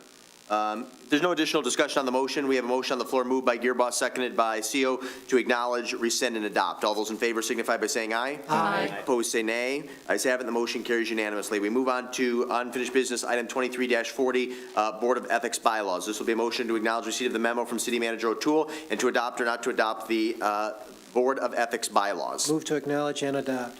Okay, but we're going to want to adopt as amended. Do you want to, City Manager O'Toole, can I put you on the spot to reread in the section, the applicable section, the language that was just discussed during the previous motion, 16-201? Yes, so underneath the section on, let's see, order.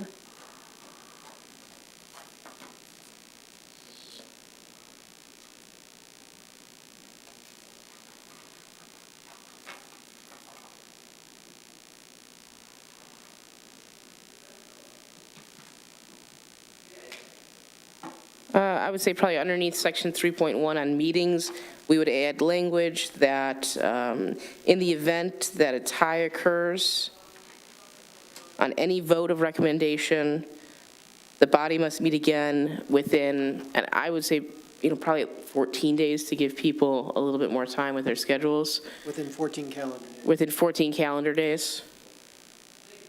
Hold on one second. Hold on. Hold on, folks. I just want to make sure we're all comfortable with the language. Sorry. Yep. Within 14 calendar days for subsequent consideration, otherwise the matter shall be referred to City Council. Mr. Gearbaugh, you seemed inclined to move the motion to acknowledge and to adopt. You want to move that with the amendment? With the amendment. Okay, very good. Is there a second? I second it. Seconded that? Okay, very good. Thank you. Discussion on the motion. Ms. Dillon. Thank you. All I wanted to mention is, would it fit better under 2.1, the second paragraph? When it says, because it actually says a motion which receives equal number of votes, both for and against, the motion will be deemed to have failed. So would you strike that and then replace with, or? Yeah, I guess that's what I want to ask. Yeah, that sentence should be stricken. Yeah, from the- so, sure, yeah, under section 2.1, membership quorum and voting, we would strike the final sentence of the second paragraph and replace with The verbiage. that I just expressed. Mr. Gearbaugh, are you good with that change in, I guess, location within the bylaws? I apologize for jumping in, and I just thought No, it was it's all right. minor. All right. Mr. Seal, you're good as the second with, the language is still the same. It's just moving it to a separate section of the bylaws and then striking the final sentence of that paragraph. It's fine with me. Okay. Any additional discussion on the motion? None, okay. Then we have a motion moved by Gearboss, seconded by CO to acknowledge and to adopt as amended. All those in favor say aye. Aye. Opposed, say nay. Ayes have it, the motion carries unanimously. We move on to new business item 23-34, Monroe Street Oakwood Cemetery retaining wall. I'm actually just going to ask for a motion to acknowledge receipt because I think this might generate some discussion, and there might be a majority who want to revisit this at a later date. So motion to acknowledge receipt. Move to acknowledge. Moved by Gearboss, seconded by CO. Clerk Royal, are you beginning? Oh, DPW Director Searles, excuse me. And then, Mr. Searles, when you've completed your remarks, I'll yield the floor to Councilmember CO, who serves as the chair of our Oakwood Cemetery Committee. Good evening. The cemetery board met and we brought in some outside consulting. As you know, last week we looked at last meeting we looked at another retaining wall. This is a much larger wall. It's over on the Monroe side, taller and more involved. We contracted F&V to give us some ideas, some concepts, and some costs on what potential repairs there could be in play here. We brought them to the board. The cemetery board looked them over, discussed them, had feedback from Dan with F&V. Dan Cabaj is here tonight, so he'll be available for questions. And I believe, Jack, if I'm missing anything, you ready to kill Jack, it? anything you'd like, Mr. CO, excuse me, anything you'd like to add? Just that we discussed, as Mr. Searles said, all the options that were presented by Fleisman Vanderbrink, and we recommend the one that involved establishing a concrete wall. outside the existing wall, not disturbing the existing wall, is part of the process. And I believe the discussion with the team, the reason we decided on that to bring to council was it can be done with the maximum life, the best aesthetics that we can imply, and least amount of risk. I think it checked the three big boxes. Okay, I know this question is going to come up right now, so I'll ask it before I yield to Mr. Kabaj in the event that he wants to make some comments, and we would welcome that, Dan. Larry, from your professional perspective, how problematic would it be if this proposal were to be delayed a year or 2 years?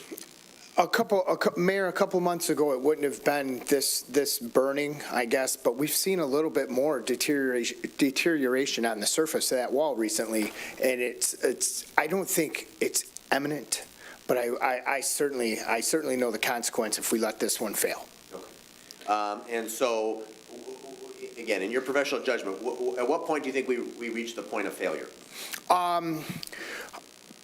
I would not be. I wouldn't be afraid to say we would have a couple of years. That's good. I appreciate that. If I may also, I know this question came up from one council member.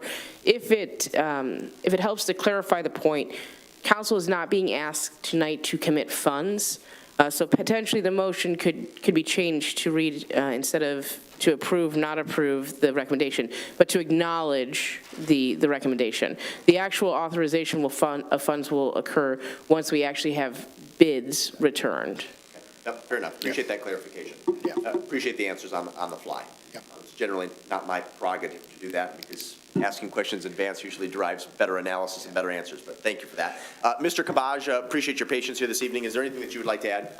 I don't believe anything other than what Larry's pointed out. I do appreciate the sensitivity of if it does have to delay, I think the 2-year is probably pretty good. We have seen some significant spalling of the concrete. That could be monitored. We've done that in the past on other structural items, bridges, dams, whatever, and things of that sort. So maybe that's your best interest to evaluate it for a while. Hang tight, Mr. Kabaj, because there might be some questions best addressed by you. I'll begin with Mr. Gearbaugh and then jump to Mr. Seal. The mayor has asked that question about imminent collapse or whatever. My concern is just we're basically taking almost $100,000 out of perpetual care fund and another $500,000 coming out of it. Whatever, that could be the final thing. I believe we need to allow a couple more years of return on that fund because the Treasurer Cole just finally put it into a plan which will actually earn it significant income, or at least enough to help address that in the other thing. And besides, the other concern is, how many projects do you have going on where this would add another just this year? That I'm more concerned with getting the road projects done, and hopefully we're not going to have coffins sliding into the street, but that's the issue for me right now, and can you address that? Absolutely. I believe at this point right now, we are now going to get into the serious engineering. I think that the decision we were looking for was the concept to approach. I really believe that we would have more, and Dan might have some more to add, we would have some more significant signs that said if we had to get, we would hope they would get more significant signs if we had to go fast. But I think right now, this just gives us the concept, the design, the recommendation from council on what repair method to employ, replacement method to employ. We've got some time just in developing, because now it's got to go in through the true build a plan and get bids. And could you describe the difference between this one and the one that we're doing on Michigan Avenue? Because isn't that one, are they both cement walls? I thought the other one wasn't going to be a poured wall. The other one is not, but they're again, it's just a massive difference in scale and scope. So the idea of taking the wall out versus leaving it there and then putting the modular units in front of it is not the recommendation that you would recommend from a construction or from an engineering perspective? I wouldn't, and turn it. Sure, Larry. For the life cycle out of the modular block compared to the concrete, your concrete's going to give you a better longevity. I'll be honest with that. The Unilock type of modular is usually a smaller lower wall that we typically see. The concrete, and I was going to point out, there were like 4 evaluations. We had one with sheet piling looked at. So we really settled, or the cemetery board had suggested the concrete in front of, and because the other thing that when our structural engineer and myself looked at this, there is concern about the grave sites. We would like to keep everything intact. That's our main goal there with that, and we'd looked at even temporary sheeting behind it, but we thought the concrete will work, concrete in front of the old one, and keep the concrete intact. Will it have a similar look to the one that's on Michigan Avenue, that large retaining wall? Because that one is built out of. Well, I think we're going to be bringing some renderings as we get closer, because we could get all kinds of different stamps on it and make it look, that was part of the appeal. It was the 3 boxes, right? The risk is taken care of, the longevity is there, and the appearance that we ultimately want will be there. Yeah, and making it as less maintenance-free as we can would be the thing, too, so. Right. Okay, right. thank you. Mr. Seal? Just as it affects so many things in our lives these days, what would a significant rainy season affect the ability of that existing wall to hold? Would that shorten the life?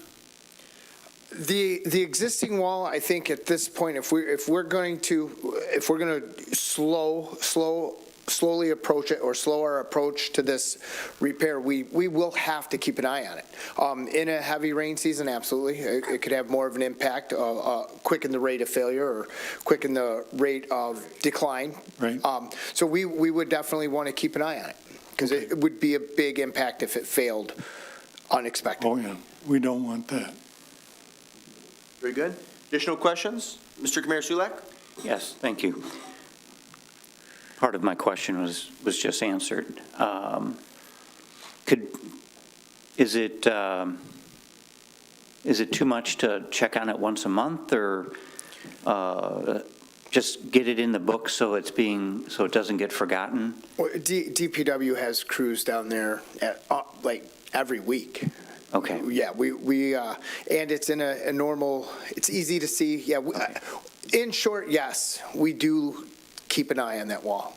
Okay, and then just to play devil's advocate, if it were to fail, I would blame Dan. It would not be good. It really wouldn't be good, right? Then we would have remains. There would be all kinds of requirements to go on. We'd have impact on traffic. It would be awful.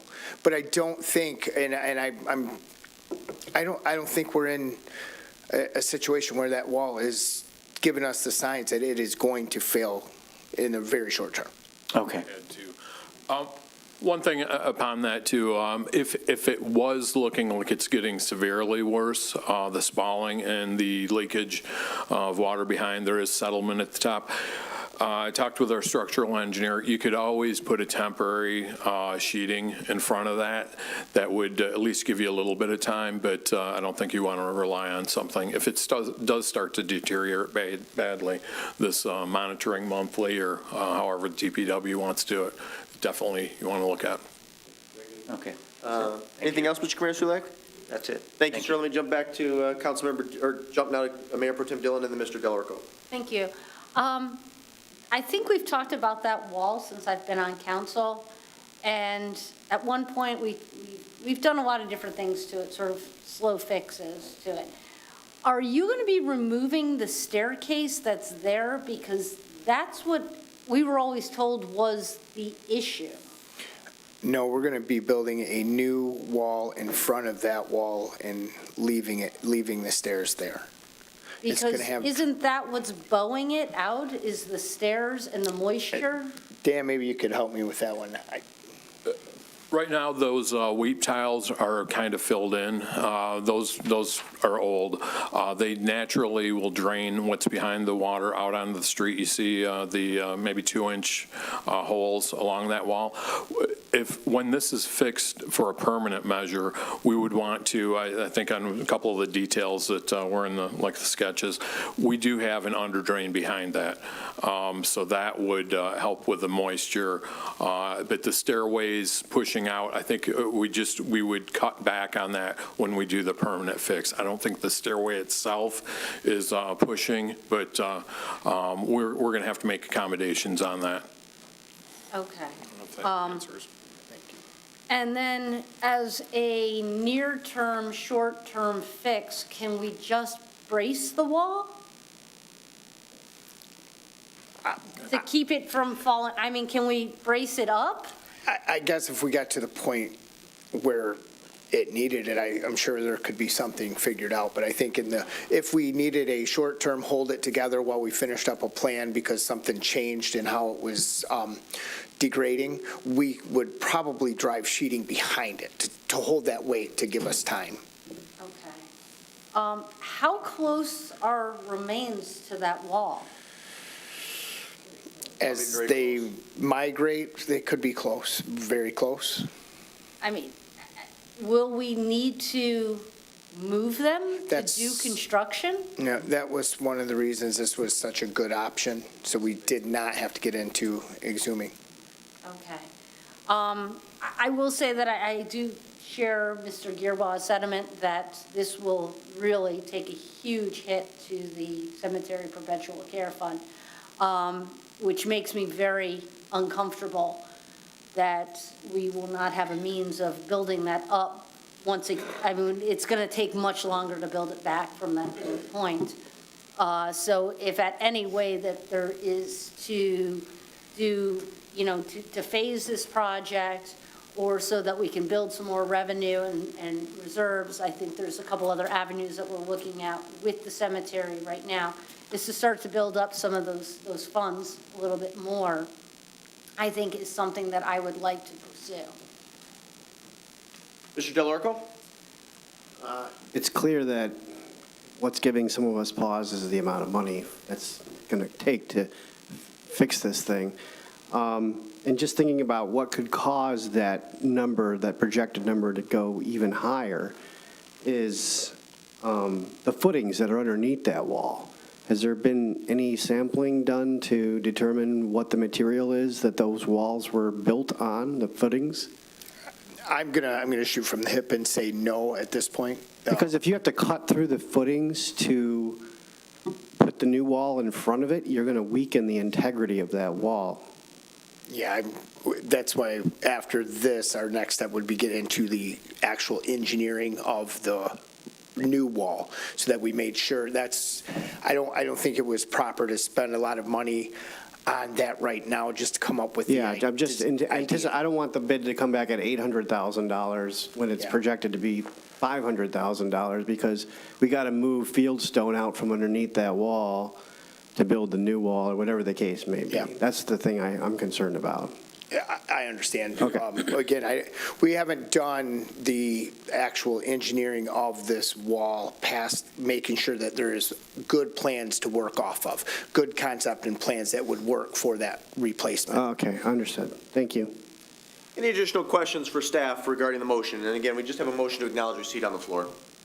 No, then we'll proceed to vote. It's been properly moved by Gearbaugh, seconded by CO to acknowledge. All those in favor say aye. Aye. Opposed say nay. Ayes have it, the motion carries unanimously. And what's your pleasure? We can do a motion to approve, not to approve, or some amended language similar to what City Manager O'Toole articulated just a few moments ago. I'll move to acknowledge and. It's already been acknowledged. Well, we have acknowledged receipt of the memo that she recommended. Yeah, and to acknowledge the recommendation of the cemetery board as well. Okay. So be acknowledge and acknowledge. So no approval then? Correct, because you're not authorizing funds at this point. Okay. All right. So can we restate that motion for the public's benefit, council's benefit, and for mine? Sure. So you've already acknowledged receipt of the memo. This would be a motion to acknowledge the Oakwood Cemetery Board recommendation of option 3A from Fleece and Vanderbrink in the amount of $538,930. Okay, that's been properly moved by Gearbaugh. Is there a second? Second. Seconded by Delorco. Is there any additional discussion? Mr. Gearbaugh. Do we need to acknowledge a dollar amount or something for continuing? For like design services or things like that? If you could come back with a number for that. I just don't know how we want to do this moving forward. I mean, realistically, no, that has not been our past practice. knowing that this is the recommendation of the cemetery board and council supports that recommendation, staff would just go out and get the design proposals and present it like. Because we have our, we got our already recommended. Yeah, and then we'll present the design proposals. Okay. Mr. Steele? No, No? answer my question. The only comment I was going to make, and we had a sidebar conversation, a few of us, between the work meeting and the regular meeting, I share the concerns that have been expressed by some of my colleagues about the amount of money that is either proposed or is going to be spent out of the perpetual care fund. And obviously want to maintain a healthy fund balance in that account as we do in all of our accounts. So there's two ways to do that. Obviously, you can be more conservative on the expenditure side, and when applicable, we should, but we should also be working to develop new revenue. And so it's been expressed to me that there's some utilities and electrical lines that may be relocated or replaced in the vicinity of the podium, thereby freeing up or creating 50-plus additional spaces. I just want to state for the record, I would be very much in favor of moving expeditiously on that, on getting those lots available for sale, because that would generate, I think, just shy of $100,000 to the Cemetery Perpetual Care Fund. Someone's been telling you our meetings, Mayor. Yeah, they're. Good mayor keeps his ear to the ground. We're going to fast track the securing those sites, not securing those sites, but confirming those sites and where they would be, and bring that to the board at our next meeting. Very good. Okay, excellent. One last comment, Mr. Gearbaugh, before we vote. And was talking with Mr. Seal about this issue. We should also look at even where those trees and everything are placed above there, because those are, although they've been there forever, they're starting to get to the point of their lifespan ending, especially those crab trees and stuff. But whatever a proposed design that could add even additional cemetery lots, I mean, that's the goal of that cemetery, is to be able to provide for citizens. So it's not necessarily for all the trees that are up there. So if things have to change, I would also make that suggestion. Excellent. We'll be looking in that area too. Okay, thank you. Excellent. All right, we have a motion on the floor moved by Gearbaugh, seconded by Del Orco to acknowledge. All those in favor say aye. Aye. Opposed say nay. Ayes have it. The motion carries unanimously. Gentlemen, thank you very much. We move on to new business item 23-35, determination of mayor council salaries for 2023-2024. This will be a motion to acknowledge receipt of the memo from the Local Officers Compensation Commission with the notice of a determination setting forth the salaries for mayor, mayor pro tem, and council for 2023-2024, and to approve or not to approve the increases as recommended. Move to acknowledge. Moved by Dillon to acknowledge. Is there a second? Second. Seconded by Kamara Sulak. Do anybody from staff care to comment on this, or can I defer to Mrs. Hess, who is a voting member and I believe the chair of the Local Officers Compensation Committee? Mrs. Hess, is there anything that you'd like to say for the record this evening? Please come to the microphone.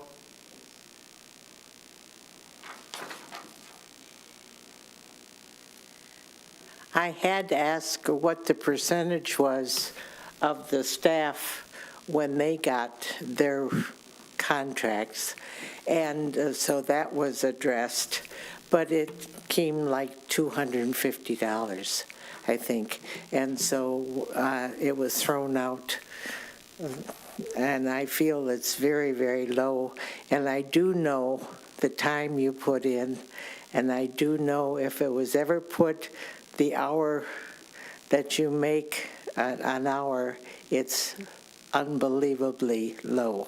10 cents. But questions? I would hope that the committee, they felt that it still should stay within the reason of the amount that was projected. Very good. Why don't you hang tight, Mrs. Hess, because there might be some questions best addressed by you. Are there questions or comments from the dais? Mr. Gearbaugh? Mrs. Hess, what do you use as a comparison to calculate the figures that were determined? What do you use for any kind of comparison?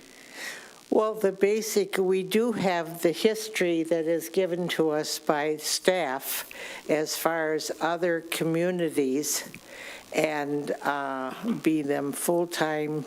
There's a couple communities that the mayor is also the administrator.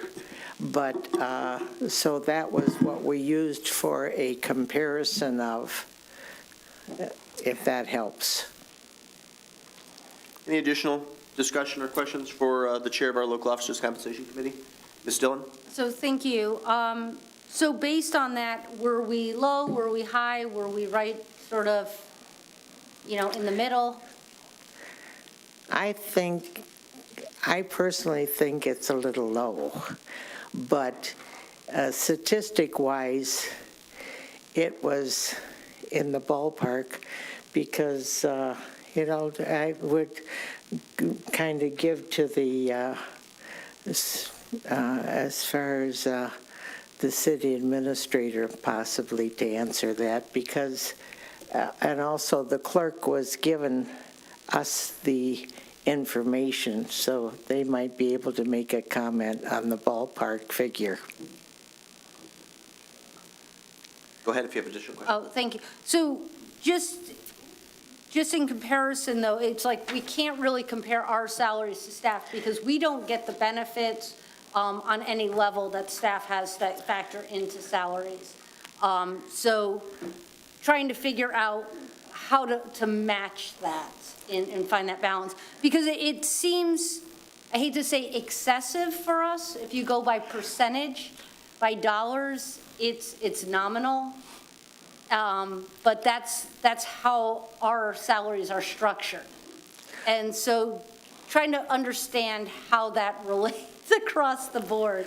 Well, as a percentages, it is a higher percentage, but if a comment is made, I would think that you could answer the staff and said, would you like $500 a year raise? So I think that that's important. Also, there are issues of where some councils are paid per meeting over and above. So there are other criteria that comes into this too.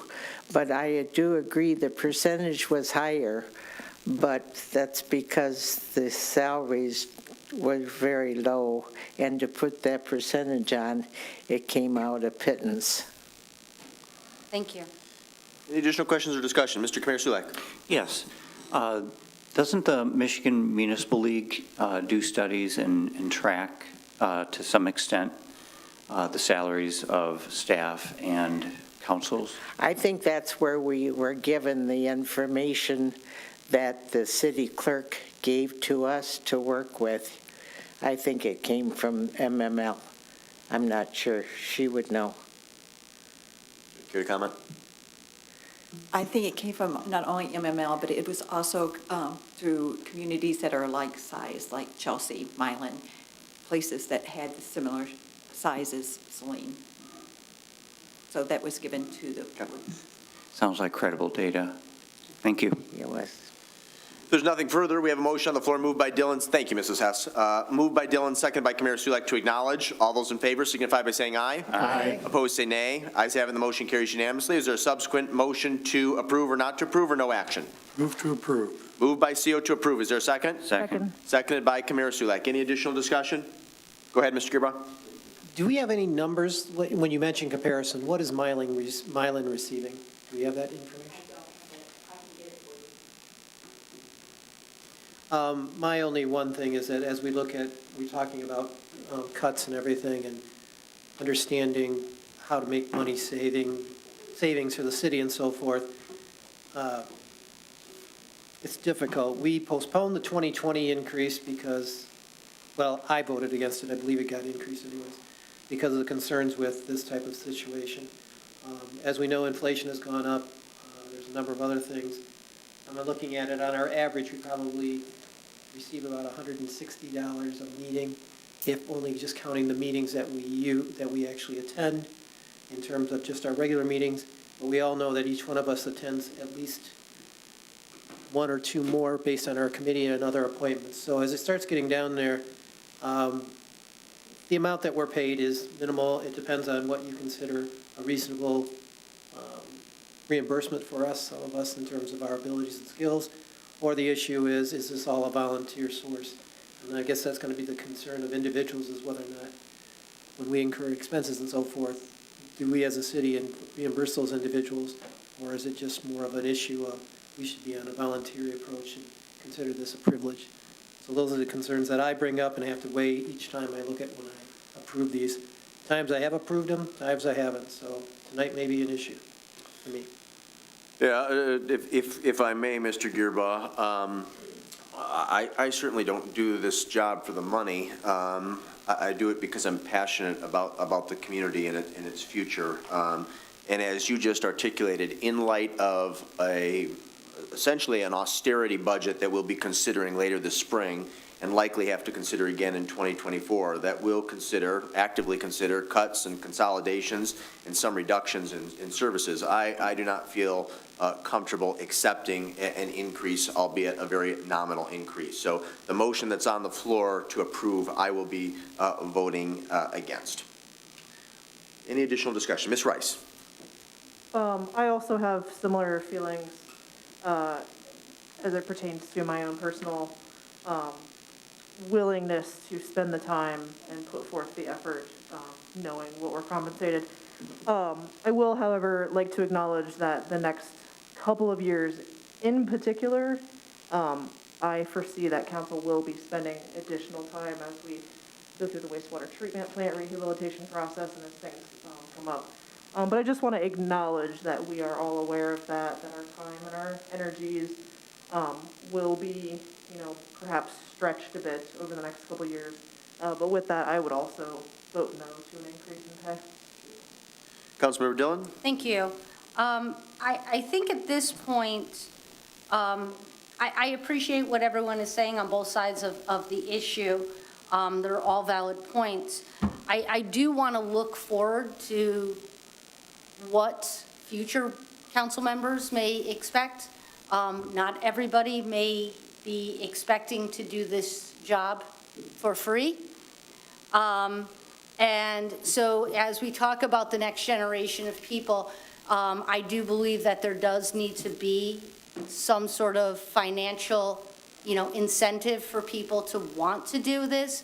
It's obviously not a salary in which is a livable wage by any means, but it acknowledges the effort, the time, the experience that this body puts into our community, and I'd like to make sure that we don't lose sight of that. What I would like to do is propose that we postpone until we get through budgeting and see where we have dollars and where there could be allocations of future line items where there's underutilized budgets. Like I said, there are issues in which this body does not receive the same level of compensation as staff, as far as training budgets, amenities, things like that. So maybe there is an opportunity moving forward that we can all sort of squeeze the lines a little bit when we look at our budgets and figure out what would be fair and equitable for this body. There's nothing further. We do have a motion moved by CO I have, seconded by Kamara Sulek. Is that correct, Clerk Royal? Okay. To approve. All those in favor signify by, say again? I'd like to make a motion at this point to postpone. Okay. Well, what's the date certain of your postponement? Because you need to have that when you move to postpone. So I would need to look at when we are budgeting. And I don't know the restrictions on the recommendations that come from the local officers' compensation committee. Can they be postponed? And can council consider a raise for itself, a salary increase for itself at any time? Yes, I believe it can be postponed. No, the way that it's structured, it should come on the basis of the recommendation. But certainly you could postpone the implementation of the recommendation. Okay.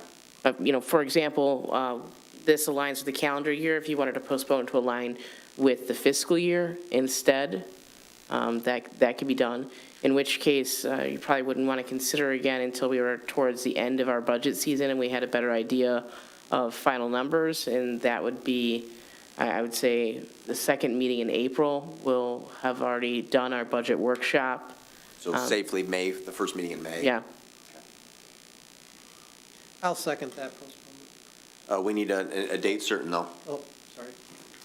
And I would need, First meeting in May. and to ensure that the, You don't have all the dates. and to ensure that the motion is appropriate, I need to know the exact wording.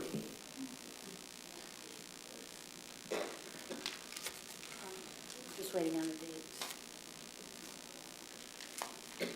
Oh, May 1st. May 1st, okay.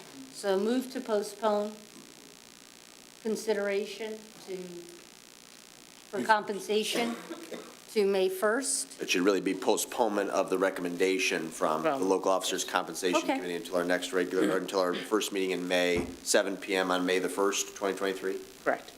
That sounds good. Is there a second to that? I'll second. Seconded by Kamir Sulek. Is there any additional discussion on the motion? Okay, all those in favor of postponing, say aye. Aye. Opposed, say nay. Nay. Is it just one nay? Okay. Ayes have it, motion passes 6-1. We move on to new business item 23-36, raffle license foundation for Saline area schools. This will be a motion to acknowledge receipt of the email from Benjamin Lilly and to approve or not to approve the raffle license for the foundation for Saline area schools. Move to acknowledge and approve. Moved by Gearbaugh to acknowledge and to approve. Is there a second? Second. I'm sorry, I'll let Rice be the second on that one. Is Mr. Lilly here? The record will reflect he is not. Clerk Royal, in his absence, do you care to comment? Make sure you pull the microphone close to you. Thank you, Terry. I don't have very much information. I just got this from him a few weeks ago, and he wanted this done as quickly as possible, so I don't know if the event has already passed or if they've missed it, because it has to go to the state now after they get approval from us. Mr. Seal, you may have some additional insights on this. Yes. Mr. Lilly called me directly one night at home, and on behalf of the Saline Area Foundation, he is trying to obtain a raffle license to help them raise money this year. And his understanding was one of the requirements for his organization to get this raffle license from the state was that he had to have the approval of the local governing body. And I've seen that before when we've tried to apply for a raffle license with the sister city relationship. So I don't know why some have seen it, some haven't, but. Ms. O'Toole has a little bit of information. And if I may real quick before the city manager speaks, Mr. Lilly had actually reached out to the city clerk and I the Friday afternoon preceding our last council meeting. And so unfortunately, I was not able to accommodate him in accordance with council rules that say that an enumerated action item can only be added to the agenda if it's of particular importance or of paramount or of profound impact on the community. So I apologize to Mr. Lilly and the Foundation for Saline Area Schools for the delay. I don't necessarily make or agree with all the rules, but I am obligated to enforce them as the chair of the body. So that's the reason why it was presented as a new business item this evening, and I hope it didn't cause any significant issues for the foundation or Mr. Lilly and his colleagues. Please, Ms. O'Toole. Yeah, I was able to do a little bit of background research about the state's requirements on this. It appears that they require the resolution anytime a charitable organization is registering with them for the first time to become a charitable gaming organization, or periodically they may request updates that would require the resolution. So my guess is one of those two activities was triggered in this case. I don't think they've ever applied before, so I think this is their first occasion. And he called me, and I did refer him to the clerk in order to properly put something on the agenda. Very good. Questions for city staff? Mr. Gearbaugh? Actually, for Mr. Seal, and the event's going to be in the city? Yes. That's what I want to clarify now. I think. I'm not sure. Yeah, that just came and dawned on me. I'm hoping that we're the correct, well, it depends, because isn't the foundation has an address in the city? Yes. Yes, the foundation itself is located in the city, which is why we're the jurisdictional body. Just clarify that. Thank you. Any additional questions? Ms. Dillon? Just for clarification, what exactly are we resolving? All we are doing is saying that we resolve that this is a charitable organization operating within our jurisdiction and so is eligible for a gaming license through the state. And we don't have any due diligence to provide that they're in good standing or anything like that on our part? No, they just want to know that they've met the requirement of having that resolution received by the local jurisdiction. Certainly, I expect if, we had history with this organization in the past or like the members of that body, this would be our opportunity to weigh in and say, no, they were running that illegal poker game out of the back. Let's not, Any additional questions or comments pertaining to the motion? Mr. Kamir Sulek, before we vote? Yeah, more of a comment. It looks like it's saying that it's 6 weeks out from the event from January 20th. So there's some time, but it does seem timely. we all know, I think most of us know how much the Foundation for Saline Area Schools does for the school district, and especially with budgeting constraints. So this is an important consideration. Okay, if there's nothing further, it's been properly moved by Gearboss, seconded by Rice to acknowledge and to approve. All those in favor say aye. Aye. Opposed say nay. Ayes have it, the motion carries unanimously. We move on to new business item 23-37, wastewater treatment design engineering services. This will be a motion to acknowledge receipt from of the memo from City Manager O'Toole and to approve or not to approve the contract for wastewater treatment plant rehabilitation design engineering services with Tetra Tech in an amount not to exceed $1,900,000. Move to acknowledge and approve. Moved by CO to acknowledge and to approve. Is there a second? Second. Seconded by Councilmember Del Orco. City Manager O'Toole, would you like to begin? Absolutely. So this is the second part of a multi-part breakout of all of the engineering and design services for the wastewater treatment plant rehabilitation project. If you recall, the city did do a competitive bid process to select its engineering consultant. That followed the guidelines established by the State Revolving Fund to ensure that all of our that the final selected engineer was the most qualified. It was a qualifications-based selection process. Tetra Tech did win that award, but to keep up with the aggressive timeline, their initial proposal only covered through the 30% design phase, which as of our last meeting, you got to see the update on that progress. This next phase will take us through actual bid and award recommendation. So pretty much everything up until the point that we're really ready to begin construction. Their last proposal did finish, so to speak, about $200,000 under budget, so tracking very well in terms of maximizing the use of funds available. And overall, even with this increase, right now the total engineering costs are about 4.2% of the project total. So again, still tracking right where we need them to be, or below, really, in terms of what we have allocated for the project itself. Excellent. Mr. Rubel, our representative from Tetra Tech, would you care to make a brief obligatory comment this evening for the record? We appreciate your patience hanging in until just a few minutes before 9 o'clock. I will be brief, and it is obligatory, I think, that I speak briefly about that subject. So, and Ms. O'Toole ran through my remarks, so I will refrain from repeating many of those. But first of all, we certainly appreciate the trust that you've put into us to lead you through this very important project. And we went through all the technical details last time. You asked several questions, which I did my best to answer through the city manager, so hopefully those answers have been given to you by this point. We spent 3.5 months really finalizing the concepts and getting the design started. And as Ms. O'Toole mentioned, we are under budget, which I feel good about. But there's still a lot of work left. There's, by our projection, about 12,000 hours left to finish, including the design and the bidding process. So it's a large amount of time. And just to give you a snippet of that, last month I had 33 different staff members work part of their month on the project.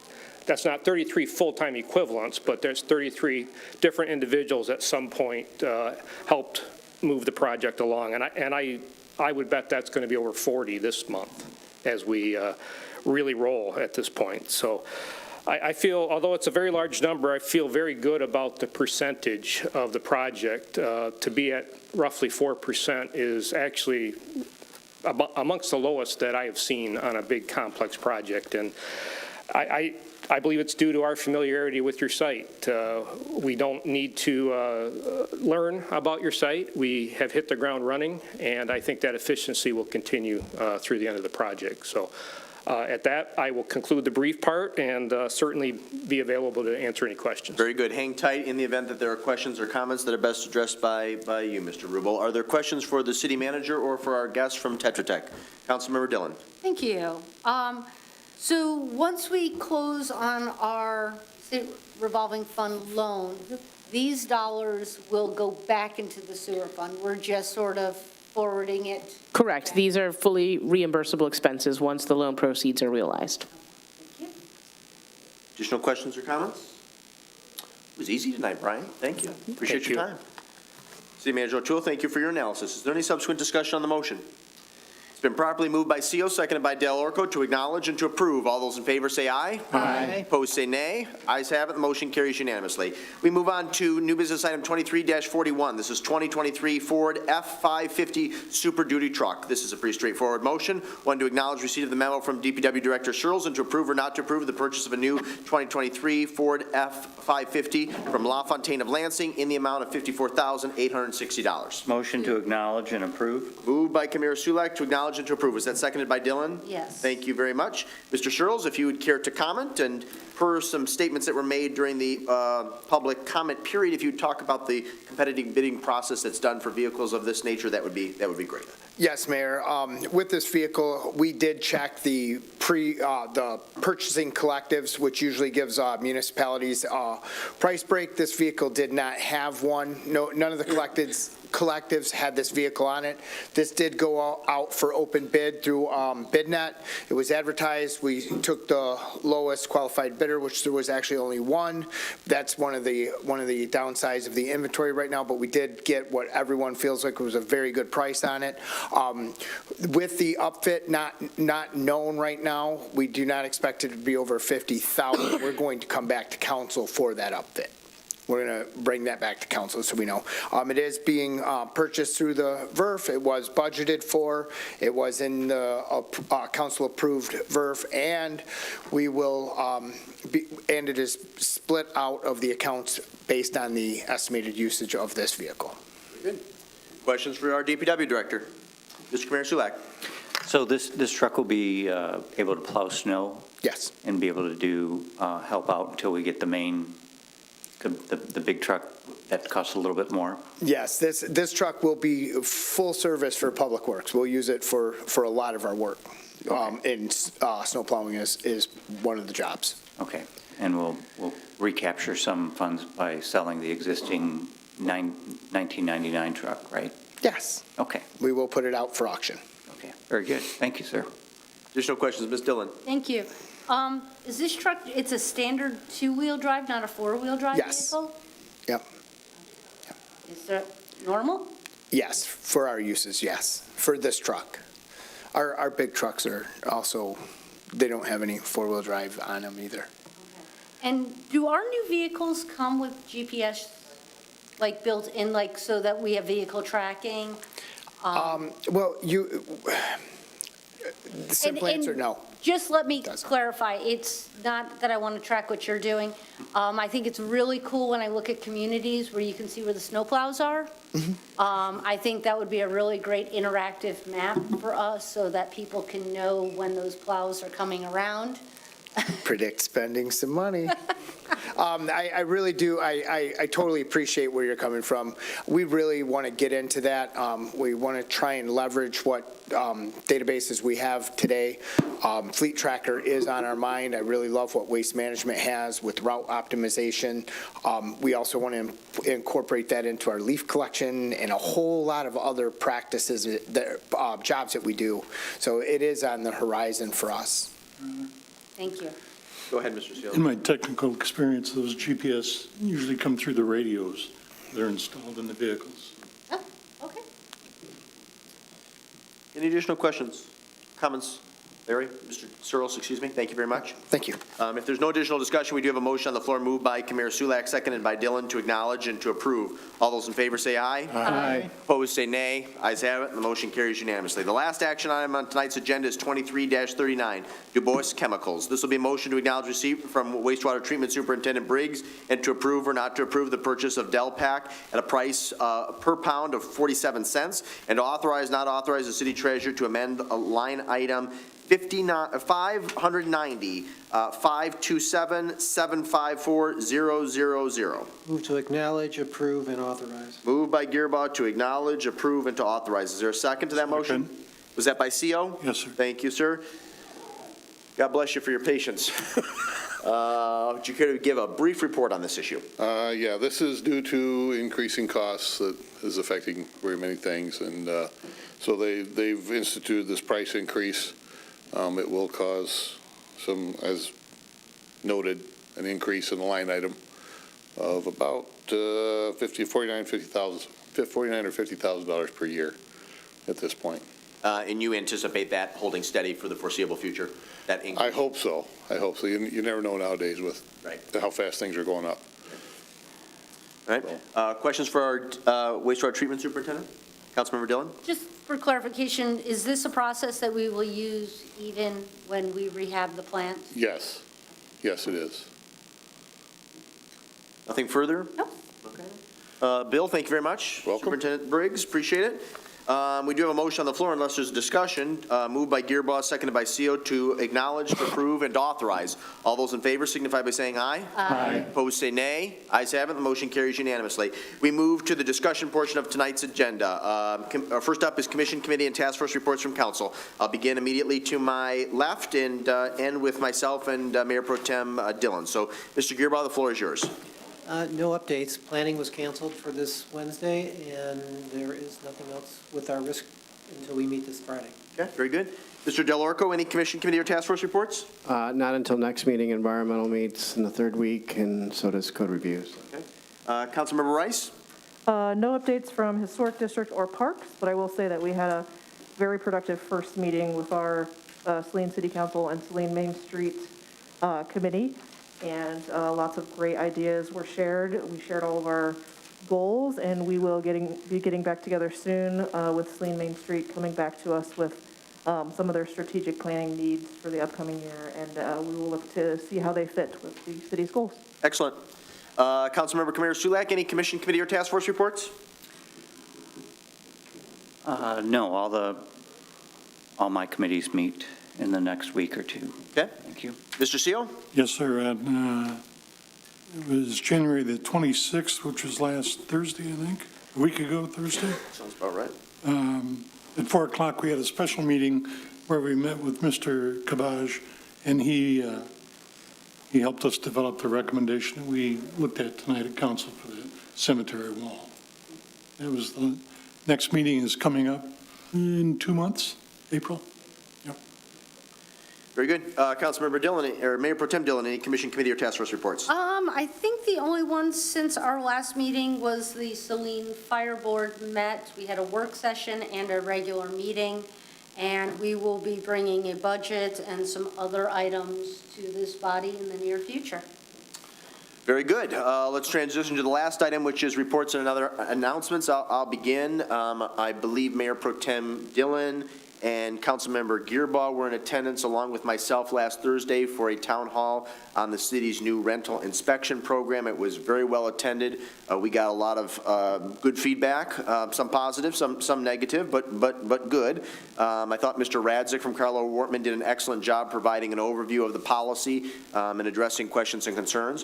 One thing that I did not state publicly at last Thursday's town hall, but I'll state now, that if anyone, landlord, tenant, or any concerned citizens has ideas or suggestions on how that policy ordinance can be revised and improved, we would welcome that feedback. I don't view any of our regulations as antiquated dictums that just sit on a desk or a shelf and collect dust. If there's ways to improve them, modify them, enhance them, I would like to hear that. And of course, I can't guarantee results because I'm only one member, I'm only one of a 7-member legislative body, but I can guarantee effort. So if you provide us some feedback on how that policy or any of our policies can be changed, it will definitely receive the review and evaluation it warrants at both the code review level and by City Council.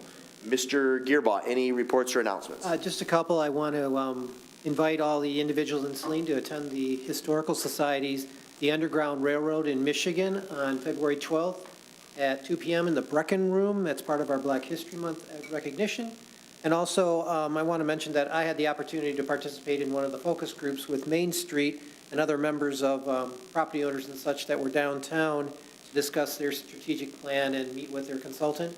I felt it was a very worthwhile session. Good. The book discussion on Michigan and the Underground Railroad, so that's this weekend? This weekend, February 12th. Yes, on Sunday. Is that Sunday? Okay. At the library? At the library in the Brecken Room. Very good. Sounds interesting. Mr. Del Orco, any reports or announcements? I have none. Councilmember Rice? I have none. Councilmember Kamir Sulak? Yes, I do, for the DEI committee. As we all know, it is Black History Month, and the struggles and heartbreak of the Black community are far from being over, not just a hurtful piece of history. The violence and injustices faced show themselves in many different forms, from police brutality and a justice system that imposes harsher punishments to daily microaggressions that slowly wear a person down. As the City of Saline DEI, we want to highlight Black History Month by coming together as a community to acknowledge this and discuss the need for a month of celebration of Blackness. We are asking members of the community, along with our leaders and elected officials, to show us why Black History Month is important to them and our community. This can be through a tagged post, an email, or dropping a written statement at City Hall on February 15th. We will pick 10 people to give a Black Lives Matter sign or flag so they can show their support for the Black community within our town. Thank you. Very good. Thank you for sharing that. Mr. Seo, any reports or announcements? Nothing, Your Honor. Mayor Pro Tem Dillon? Nothing additional. Easy enough. Then we will proceed to the second public comment period. Under the Open Meetings Act, any citizen may come forward at this time, make comment or question to City Council. This public comment period will be limited to 3 minutes per person. Anyone who would like to speak is requested but not required to state his or her name and address for the record. Mary Hess, and I do want to make a comment as far as the determination of the mayor council salaries. When I was first elected in 1972, I think the council had $300 and the mayor had $600. When I left in 2005, it was a little over $1,000 the council made, and the mayor made double. Believe me, no one runs or serves for council for the money. And thank you all for serving us so well.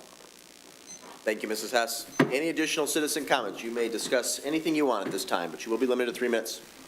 Hi, Sal Randazzo, Saline resident, City of Saline resident. I just wanted to go on the record saying I've contacted the city clerk, and I have an intention to put a referendum and a initiative on the ballot, and I intend to work with the city according to the charter. I already have language prepared for those items, and so I just wanted to go on the record because I just made a phone call. I didn't do it in writing. Another thing I would say, I think as a citizen of Saline over 35 years, it would be a very bad look if you raised yourself more than what the commission has recommended. My water bill, last one was $500, and the one before was $700. You've created a whole bunch of new fees with this ordinance 844.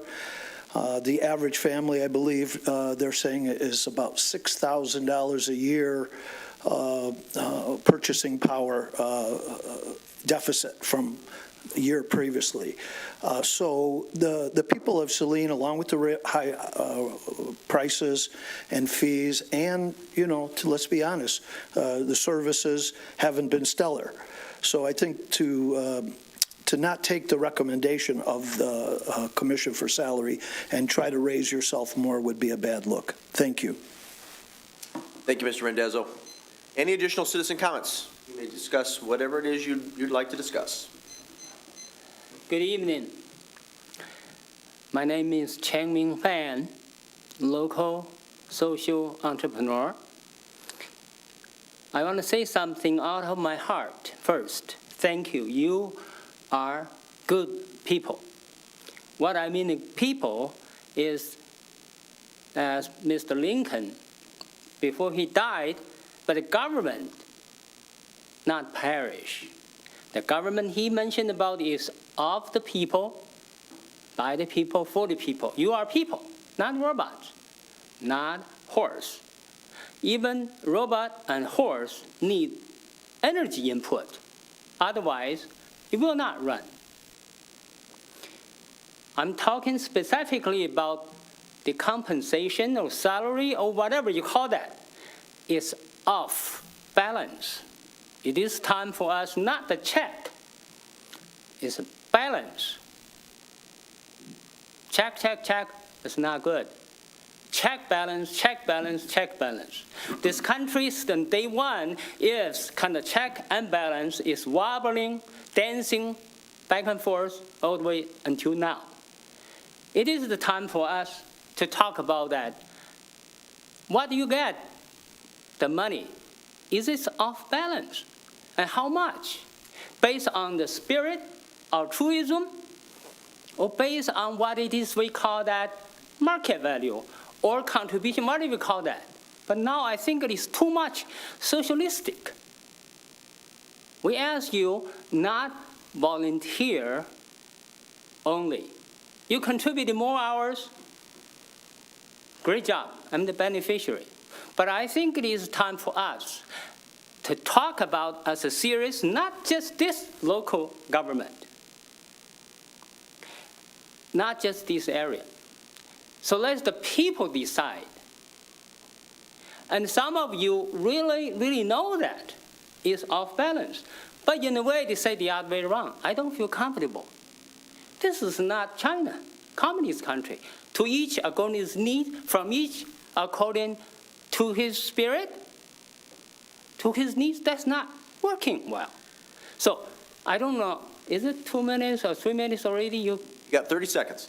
Well, thank you. And again, you are the best people. We need you based on what we need. That's why of the people, by the people, and for the people. People are not happy. You can see that. Even younger than you guys. You notice that. The last 20 years, what happened to Saline, to other cities too, to the middle class, off balance. Thank you. Thank you, Changmin. We appreciate your comments. Any additional citizen comments?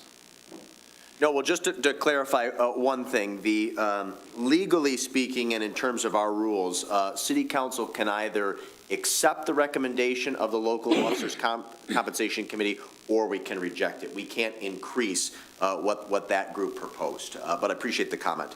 Please note our upcoming meetings, including another town hall on February the 15th, to discuss housing and density standards in our community. There's going to be a particular focus on strategies that we can employ to encourage more obtainable and affordable housing in the Saline area in the ensuing years. And unless there's anything further, the chair would be delighted to entertain a motion to adjourn at 9:17 p.m. So moved. Moved by Kamara Sulak to adjourn. Is there a second? Second. Seconded by Mayor Pro Tem Dillon. All those in favor of adjourning say aye. Aye. Opposed say nay. Ayes have it. Meeting is adjourned. Thank you all. What is it?